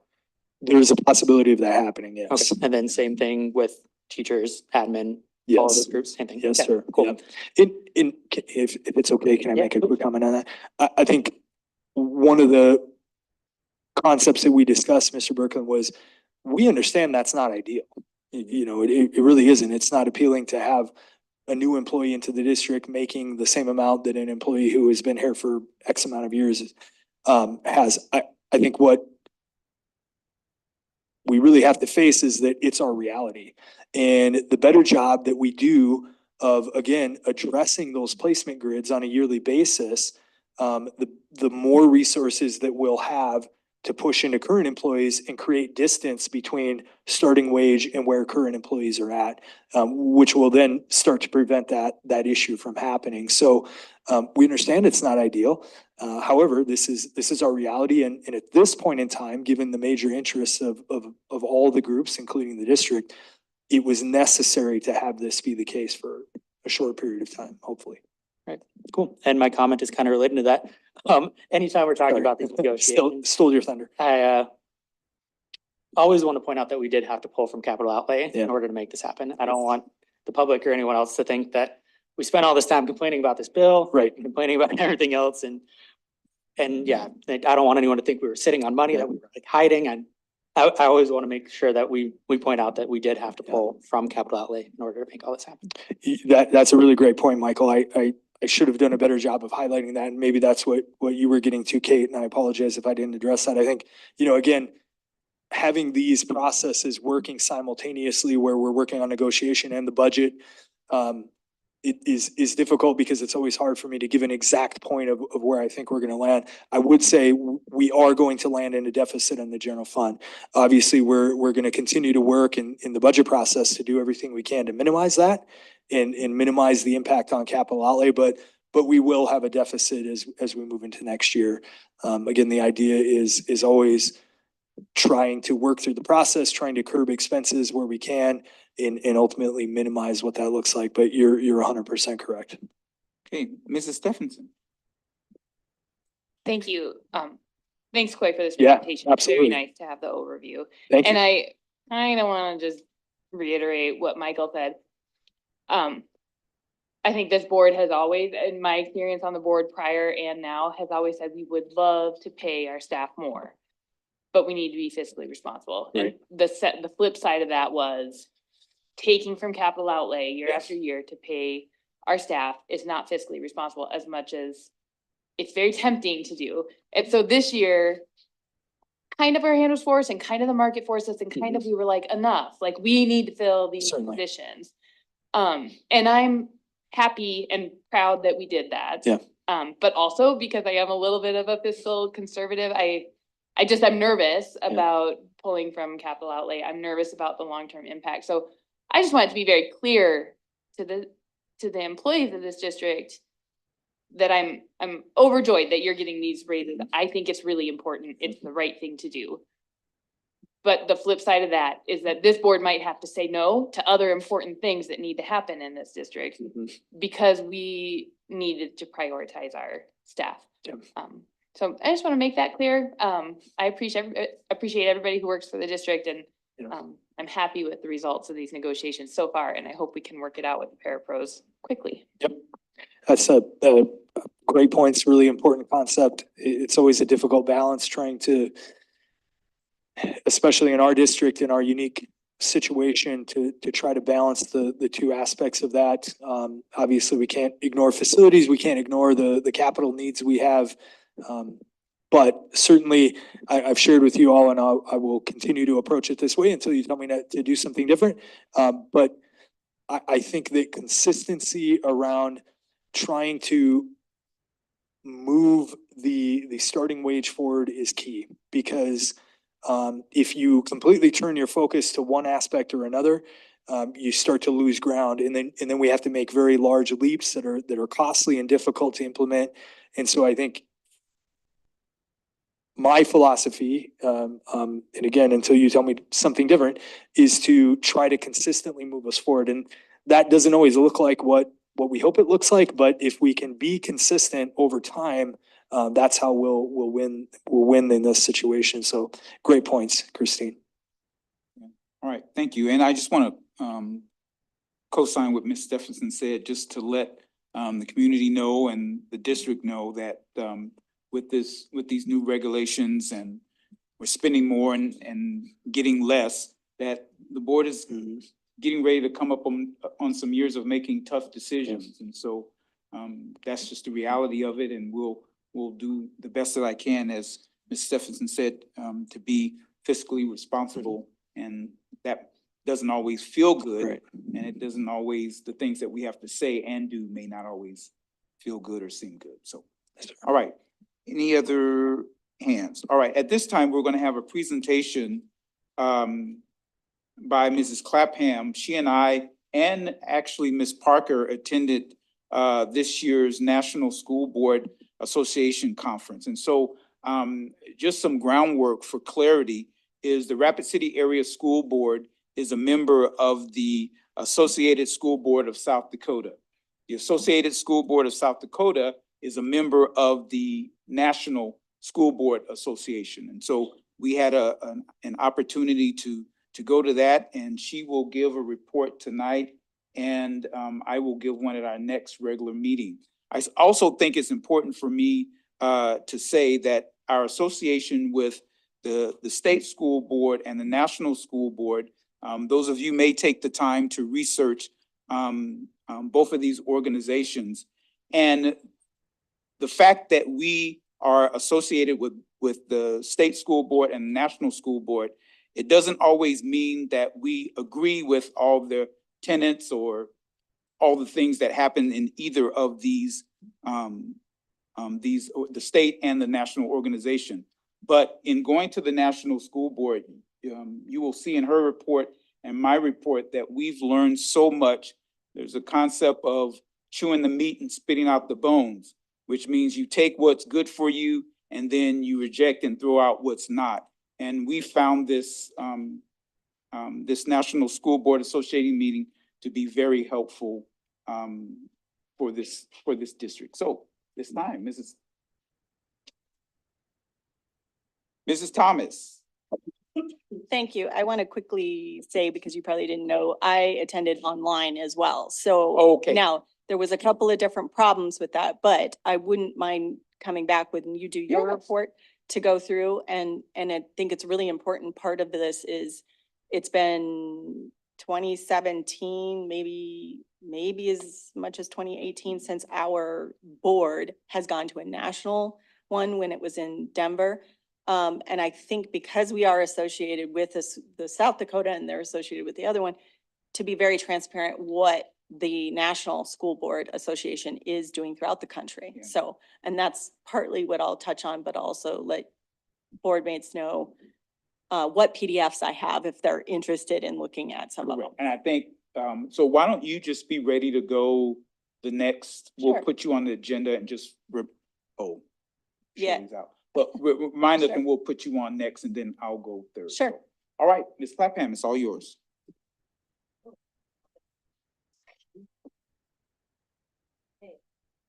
One, I want to apologize. One, if I look either fidgety or yawning because I drove south of Custer to Keystone and back again today. So I've been sitting and driving all day long. So I'm a little fidgety and maybe a little bit sleepy. So I apologize for that. And for those of you watching on YouTube, that is why. So without further ado, we're gonna do show here. There we go.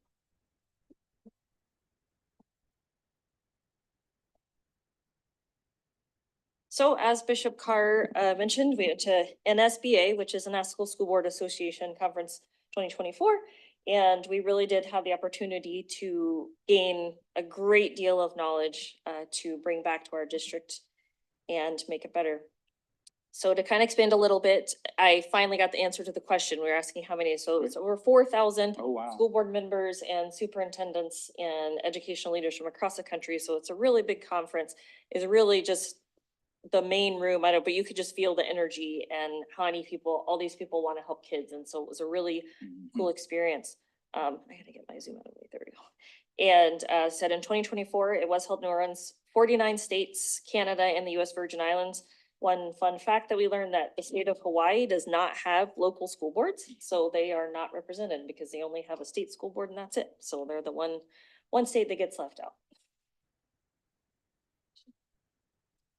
And so just to have also our representation, Bishop Carr, didn't have like a screenshot of Kate, but Bishop Carr and I attended in person, as well as several members from South Dakota. That picture on the right is the CEO of ASBSD, Doug Wormdahl, and one of the members of the executive board, President Lisa Snedeker. She's from Woonsocket. And it was just partially speaking, it's, you know, corny as it sounds, you know, like networking and knowing people and understanding connections and is really important. So I really got some great opportunities just to connect with other leaders in South Dakota and hear what's going on in their districts. And in some ways learning that just because they're in a small district doesn't mean they don't face some of the same challenges that we do here. And that was a really great opportunity that happens here, but also was another great opportunity in the midst of other ideas and other groups and other boards.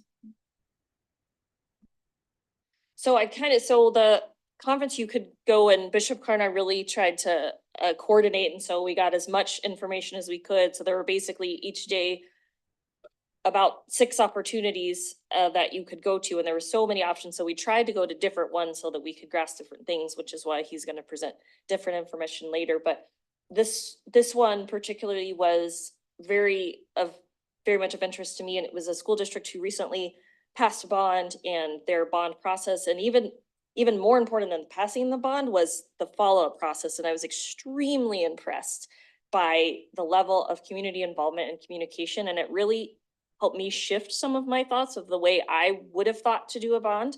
And I think it could bring some really good ideas for us to how to successfully integrate our community into a bond process. So this is in Corvallis, Oregon, and just keep in mind that I'm just using their information, not making any implication of any amounts or anything related to our bond, just the process. The process is the important part here. So they had a $200 million bond approved by voters in 2018. They established community-based groups to collaborate with their design team. So this was where my mind really had to shift. They had no design, no drawings, no architecture, and I was really kind of stumped by that. And so I asked, and they said, the reason it was because, one, having those renderings done is quite expensive. And if you have it done and then the bond doesn't pass, you just spent anywhere from $50,000 to $100,000 on drawings that are just gonna go in the garbage. So that's not really fiscally responsible. The other point that they made was that they really, really wanted, and this was a statement that really stuck with me, and they said, these are community buildings. We wanted the community to have say in what they look like, the staff, the students, the neighborhood associations. We wanted them to have say. We didn't want to say, this is what we're giving you. There's no wiggle room on that. So that really shifted my focus in how I thought about that and looked at that. And so they used guiding principles for their design, and they had school-based advisory committees for every school that was affected by the bond. So staff, students, parents of that school had say in what that building was going to look like. Obviously, it wasn't carte blanche, but really, it's just really impressed at how much people close to who were going to use that really were involved. And so really said, I kind of went a little lazy, but so so this is going to go to their school website. So this is, again, I was super impressed. So when you go to their district and you see their bond, it will tell you, you can do timelines, monthly updates, and this goes all the way back to 2019 when they started building. Oh, sorry, I gotta switch my screen again. Yeah, share. New share. Yep, let me find which one I have open. Oh, shoot. Oh, sure. So what should I share, Christine? I don't see it. Or maybe Michael can help me. sharing, and then you go to share again, you go to. Where's the like website? That's what you're looking for, Yeah. right? Oh, yep, thank you. Thank you, Michael. So Christine said, Yes, okay, there we go. Okay. Now I can see it. Okay, Now we so can yes, see it. so when you go to their school district, you get to this and you click on bond program, and it has everything, what's happening now. You can see updates if you drop down all the way back to 2020. Every month, what the update was, how much was spent, how much was completed, which school. You can see a video tour of each school. It's really, really thorough. Really impressive.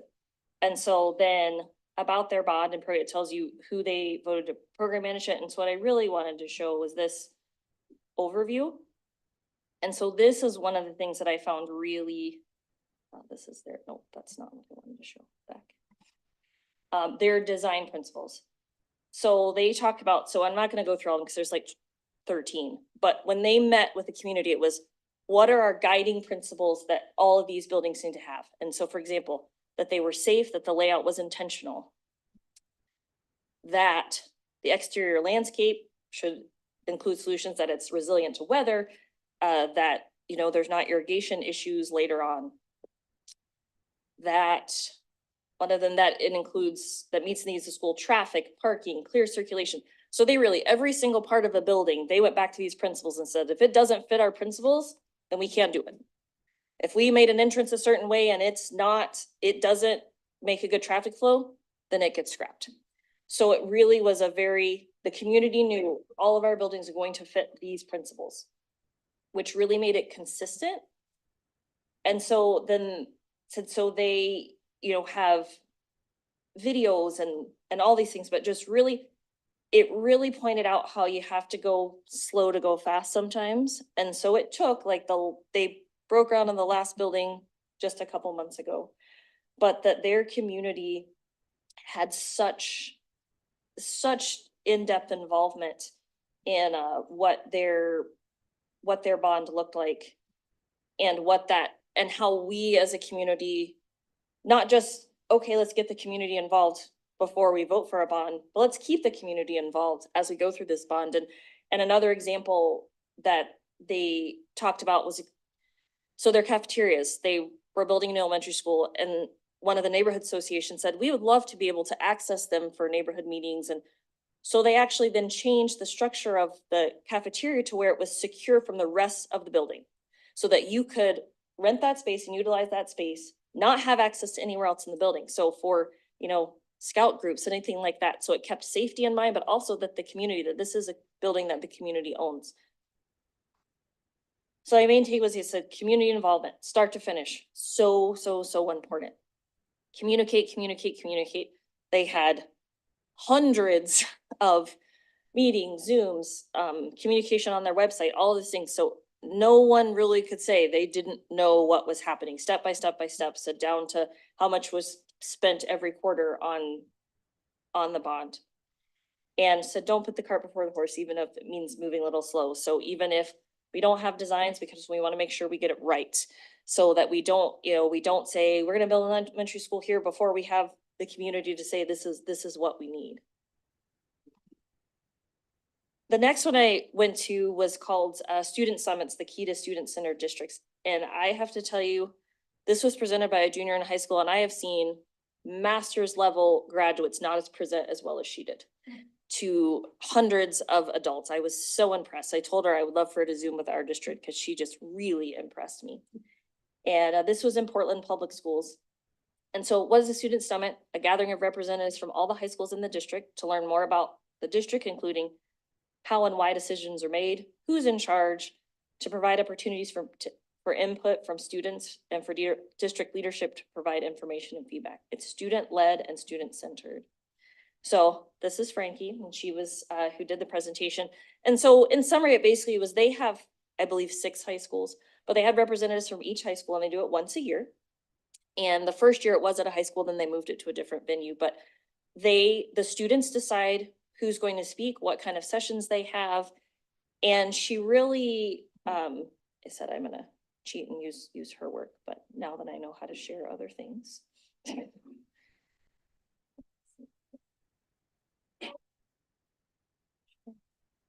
So she really just talked about how it really helped students sort of get rid of misconceptions.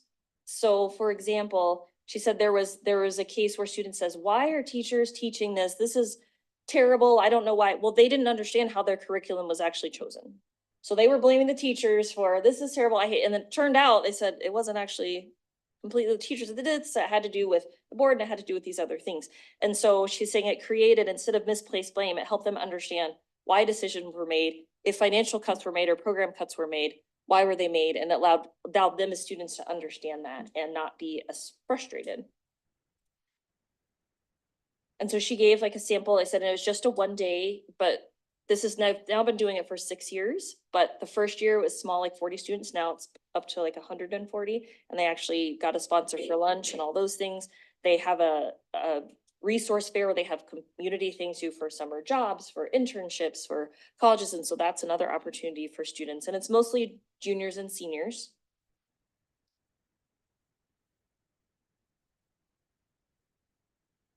And so it talked about the role of the board to basically to come and to listen and to support it. But also we always say, what's really our role? And one of them, also their board, it's very simple, but there is a policy that there has to be a student summit at least once per year.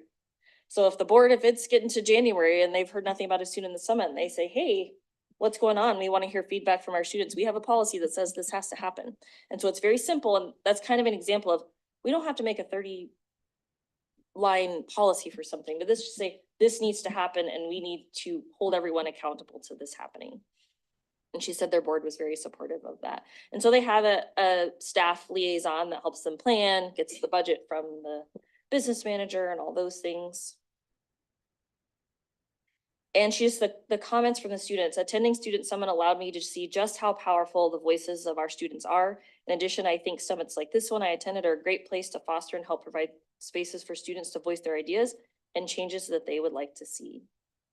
And it really, I think she was just a perfect example. She said she'd become so much more vocal and a better leader through the process.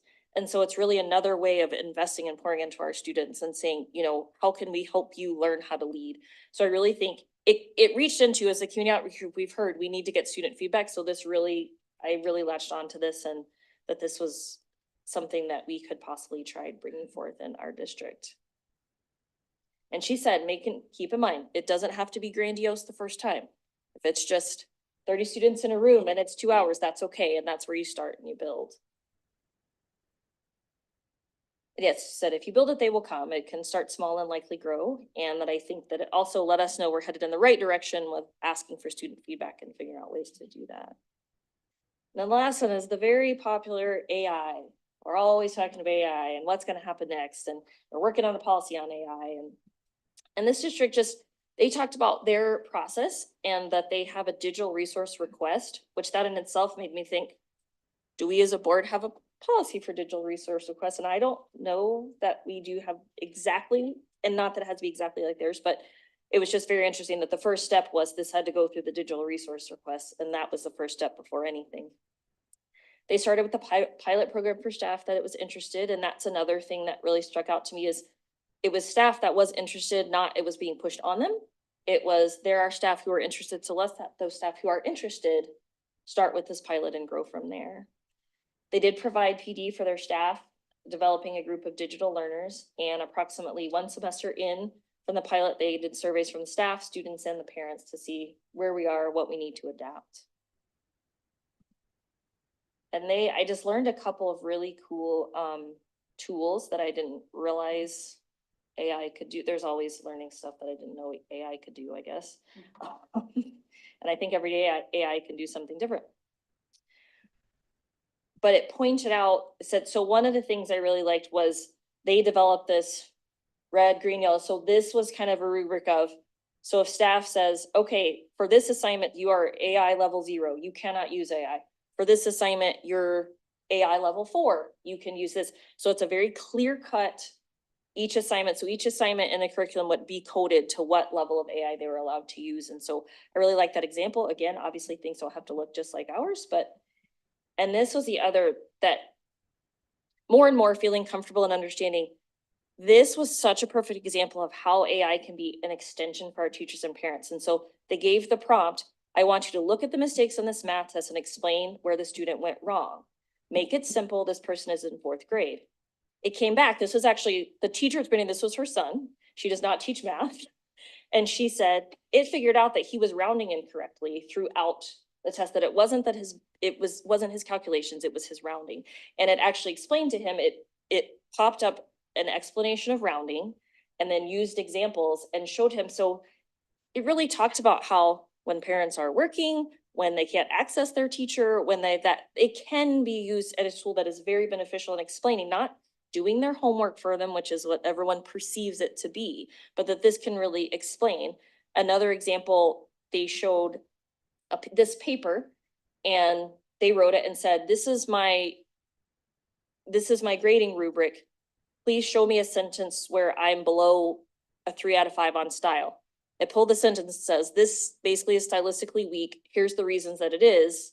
You should improve this sentence. Again, it didn't rewrite it for them, but it gave feedback that a teacher who may have 20 students in a line at her desk could give and allow that student to go back and work on that. So it really just pointed out many different ways that it can use as a tool that's very beneficial to our students and be an extension for teachers, not said, we're just gonna do homework for them kind of thing.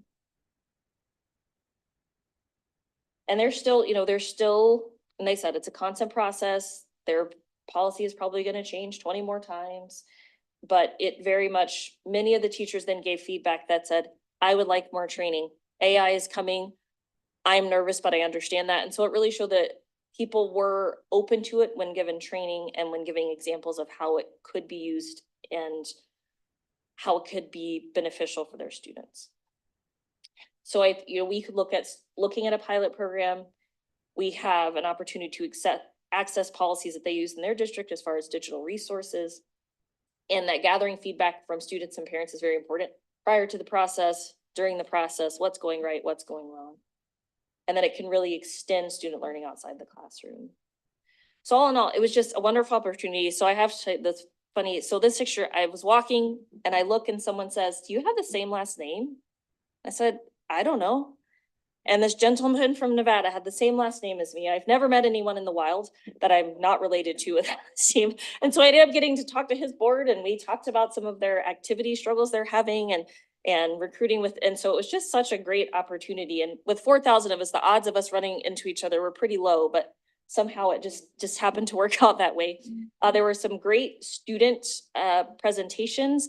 This hoop dancer was absolutely wonderful. They also had some student speakers, some student dancers. So it was really great to see student talent from all over the country. I did eat a lot of really good food, including fresh beignets for breakfast, as some seafood that Bishop Carr and Kelsey and it was just really nice to be able to be outside the boardroom. And I think it's important getting to know and understand people's perspective and where they come from helps us do this work better. And so being in an environment where we can have a conversation of where we grew up and why we chose our profession and all those things helps us be better board members to each other. And so I think that even that's not in the classroom is very, very important and beneficial. I really returned to Rapid City inspired and energized. So people probably know this iconic picture that this is Ruby Bridges. Ruby Bridges spoke and I felt like a total fangirl in a concert. She was incredible. She was so powerful. And she made a statement that I really brought back with my feelings. She said, my father died at 49. He didn't get to see what I have become or how many children benefited from the choice my parents made for me. When I think about that, I realize that even though you may not see the results of the fight, that you can't give up the fight. And I think about all of us, if I'm not reelected, if I don't run for election 10 years from now, just because I'm not in this seat doesn't mean that what we're doing right now doesn't matter and doesn't mean that it doesn't have impact. And to remind us that all of us, however long we sit in these seats, that we have the power to make a powerful impact. And the photo is really powerful because the woman on the left, she is the current CEO of National School Board Association. She is the first Black woman to have that position. And to see in history that what Ruby did helped her be where she is and that she would have never imagined that. And so to see that in real life in real time and to say that, 20 years from now, 30 years from now, who knows what decisions we make here will carry on in this district, and that so that we have to keep pushing and keep trudging on. And I'm really appreciated to the district for the opportunity. I have to give a huge shout out to Shirley. Everyone was jealous of our travel binders because nobody plans travel better than Shirley. She is phenomenal at it and she did such a good job and it made it run absolutely seamlessly. So I am very, very grateful. May I add, President Carr left his on his desk here. I was gonna confess. I tried not to bring it up. I wasn't gonna bring it up. I told him, as soon as he told me, I said, don't tell Shirley. Anyway. Oh, I'm so sorry. Yes. But thank you so much for the time. I said it was a wonderful experience and I really think that it helped me be a better board member and bring some really great ideas back to the district. Okay, any questions, Mr. Sassy? I just very quickly want to say I really commend you for taking the opportunity, whether it's this one or the next one. I think that the role that you all play after working in this business for 15 years and seeing many boards, the better job that you all do of educating yourselves, understanding your role, understanding how your role impacts all the different areas of the district, how your role impacts each other. I can't express to you enough how far that goes in improving the operations of the district and ultimately the product that we can put out. And I've always been, especially over the last several years, so impressed with this board and you just have no idea how much difference that makes to us as an administrative team and how much better we can do our jobs when you do your job so well. So thank you. Great information, really cool experience. You're very welcome. All right, any other questions? Okay, and so Mrs. Thomas will present at our next regular meeting. She attended by, not Zoom, but Basic, it's not very helpful at all, and Oh. I'm very upset that the online experience didn't work very well. However, the sessions weren't live. Some of them were pre-recorded, so there's no way to get the experience you really did Yeah. like in person anyway. But then the live ones were just like some of the big presentations, which was a generalization, the performances, you know, stuff like that. So, but I did go back into each of the sessions that have the PDFs that I'll name off, and some of the ones that are interested in me, so. Okay, all right, very good. All right, at this time, there are no conflicts of interest. I will entertain a motion for the approval of the proposed agreements. Can I have one pulled? Yes, you can. Bravo. Okay, And I will need E pulled. Echo. Echo. Thank you, I'm learning. okay. So we are pulling Bravo and Echo. So can I have a motion to approve Alpha, Charlie, and Delta? So moved. Second. Any discussion? All right, all in favor signify by saying aye. Aye. Aye. Any opposed, say no.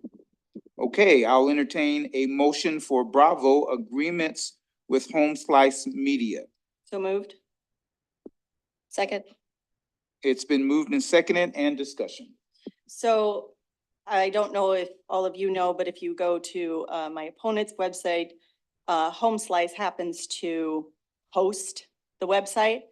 And so there's a little bit of a conflict for me, because if it was my media site that was hosting, I would have a conflict with this as well, but it's a slight conflict.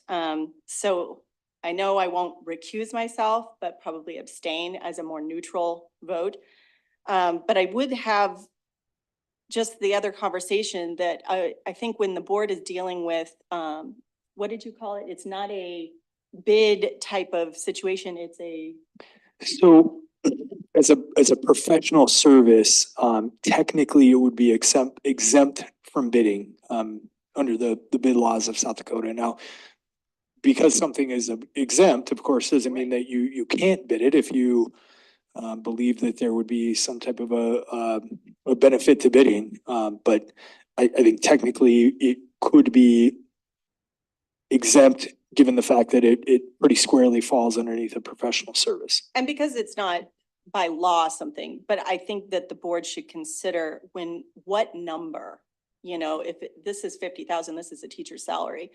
At what point, you know, $3,000, I wouldn't think that we would need to go out for bid for something like that. But as a board, we need to decide on a service agreement like this, what number is, because what if it was 100,000, 150,000? Would we consider, at what point would we consider it worth bidding out for? So, and that's my discussion.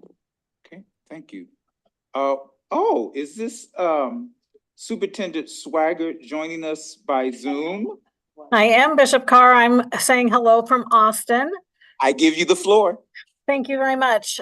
So Home Slice Media is, this is on there because I actually reached out to them with our huge number of openings in our classified and para positions. I wanted to know what was out there that we could market. What they came back with is a really incredible deal for us. We're getting double from them that we're paying for. They also partnered outside of their radio station with television studios. So KEVN, KOTA, and KELOLAND will all be part of this deal, and they are giving us double what we're contributing to them. in addition to Home Slice Media, they are creating a web site landing page for applicants to go to, and we'll get access to all of that information. It is really their specialty in doing this work that is going to allow us to attract and reach more of the people who don't typically click on our career suitcase on our webpage and actually find and know what jobs we are posting. And then they will gather the information and we'll be able to reach out and invite them to apply and help with that work. And Ms. Thomas and I had some emails back and forth about the conflict, but they're a media company and they're the ones that, when I put out the feelers, they're the ones that responded. And the package that they came back with is something that I don't even think another organization could bid and compete with, because it's 3 TV stations, radio stations under Home Slice and Riverfront, so multiple radio stations, and double what we're paying them. So when I spoke with Mr. Sassy and with Bobby, we wanted to bring this forward. This has to be acted on quickly, because if we don't act on it, this offer goes away, because we'll be moving into election season in November. And all of this media time will be sold at a much higher rate, and they're not going to give us 2 for 1. So that's why we're bringing this forward, is to get this launched. Thank you. Hey, Ms. Clapham. I'm gonna be very brief. One, thank you Superintendent Swigert, because that basically answered most of the questions that I had on what they do. But I just also wanted to point out that, Bobby is phenomenal, as people on Zoom don't know she's over there, but also just appreciating the fact that I know it's maybe a high price tag, but Bobby's plate is full with all the things she does just communicate within the district. And so I think recognizing, and we had talked about this as a community outreach group, even just that we had sort of a lack and a gap in marketing, and that we have to reach other people, we have to find different avenues. So this isn't necessarily it definitely wasn't like a flippant or brash thing to approach, because we have known that Bobby's plate is completely full, and that marketing for certain things is its own specialty and own animal. And so I appreciate attention to that, and seeing the openings that we have, I know that it is of a high need at this point in time. Thank you. Mrs. Thomas. Just again, for clarity, absolutely, I agree, it's needed. There's no doubt about it. The only thing maybe in the future is to discuss as a board, at what price do we put something out to bid? And that also, my vote is neutral. I don't know anybody from Home Slice. I don't, I just want to make sure that it is needed. I don't know if they're the best company out there. I don't know one way or another, so. All right, any other discussion? All right, Shirley, can we get a roll call, please? Troy, Yes. Jamie, Yes. Christine, Yes. Michael, Yes. Kate. Abstain. We have 4-0-1. Motion passes. Thank you. All right, I'll entertain a motion for ECHO Contracts and Agreements Teachers. So moved. Second. It has been moved and seconded, which, by the way, I'll let it pass this time, but one of the things that I learned is that so moving is not a parliamentary position. You must state the motion, then I repeat the motion, but I'll present, that'll be part of my presentation, but I just thought that's interesting. So, all right, we have a motion and second for ECHO discussion. I just needed to recuse myself because my partner is a teacher, so. Okay. All that stuff. Anything else? Seeing none, Shirley, let's do another roll call, please. Troy, Yes. Jamie, Yes. Christine, Yes. Michael, Recused. and Kate. Yes. All right, Motion carries 4-0-1. thank you very much. Item 14, any item board member would like to pull? I would like to pull nebulous. November. All right, November, any other one? All right, I'll entertain a motion to approve items A through M, excluding N, O, P, and Q. I did that an awkward way, but there it is. Moved. Ditto above. All right, in a second. Second. All right. All in favor signify by saying aye. Aye. Any opposed, say no. All right. November, I'll entertain a motion for Rapid City Public Schools Foundation March Awards. I'm sorry, I move to approve item N. We'll start the new rule at my presentation. So for right now, so moved is okay. All right, so I have a motion, waiting for a second. Second. Discussion. Since I pulled it, I just wanted to point out that these awards, I want to congratulate Stevens High School, South Middle School, and South Middle School for these grants. I want to thank them for applying. I know you all probably had a chance to read them, but they just represent teachers taking an additional step to provide experiences for their students. Even though I'm thankful for the foundation for providing the grants, but I'm really thankful for the teachers who sought out opportunities and did the work to get the grants. I just learned yesterday that there's quite a bit of paperwork once you receive the grant on the teacher end. And so thank you in advance for doing that paperwork and congratulations. All right, any other discussion? All right, all in favor of approving the Rapid City Public Schools Foundation March Awards signify by saying aye. Aye. Any opposed, say no. All right, motion carries. Item number 15, items for board information. Any board committee reports? Mrs. Thomas. Actually, I was remiss in the last time of reporting a little bit on instructional council. And there's another one, I think, next week, so I'll report more back, but there will be pilots for the new social standards curriculums, which didn't seem to have any problem finding.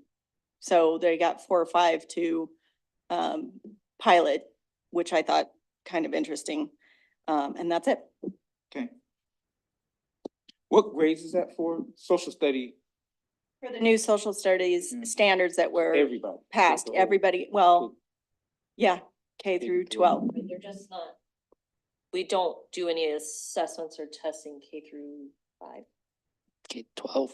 I'd say, yeah, there's not actually a social studies. Social studies, that's Yeah. right. Right. State standards testing. Okay. All right. Any other committee? Mr. Berkeley? Yeah, I just had a quick one. We had a Rapid City Public School Foundation meeting last night where we did approve one more grant that we'll see on a later agenda. But I also just wanted to remind everyone and invite everyone to the Evening of Excellence on Monday, April 22nd, and that the dessert reception starts at 6:30 and the awards will start at 7. We'll honor all of our teachers of distinction and teachers of the year, as well as the top, is it 5%? Doing the math, that must be right, yeah. Top 5% of our graduating students, plus some other students that we'll be honoring. It is open to everyone now. Before it was like an invite only thing, but now anyone can come. So I encourage you to stop by and celebrate our students, including Samuel Blickensderfer here is one of the honored students. And you should have an invite in your calendar from several months ago. All right, thank you. Please excuse me, I'll be in Hawaii, so don't worry about that. But I would love to come. I think that's an important event to celebrate our students. So any other committee reports? All right, seeing none, any others? Okay, all right. I'm sorry, I know. Yeah, y'all better start being quick because I will be brief. we'll move on. I had quite a few people reach out to me about the Senate bill for that calls or allows principals to give permission for armed sentries to be in schools. I have asked about this and it's been made fairly clear that we have to have a policy in place by July 1st so that our employees and our families and everybody knows how we're moving forward. So for the people who are reaching out to me, this is in the works and it will depend on what policy the policy committee develops with the help of potentially some input from ASBSD, who is also working on policies, and then it will come to a board vote. So right now, for the public, it is just pay attention, watch the agendas. I will try to get back to people who have reached out to me when we know a little bit more. All right, thank you for that update. Any other? All right, I will entertain a motion to go into executive session SDCL 1-25-2.3 and 2.4. Second. All right, all in favor signify by saying aye. Aye. Any opposed? No. All right, we are now officially in executive session. We will take a small break. The board will not be making any decisions or voting at this time. Thank you so much for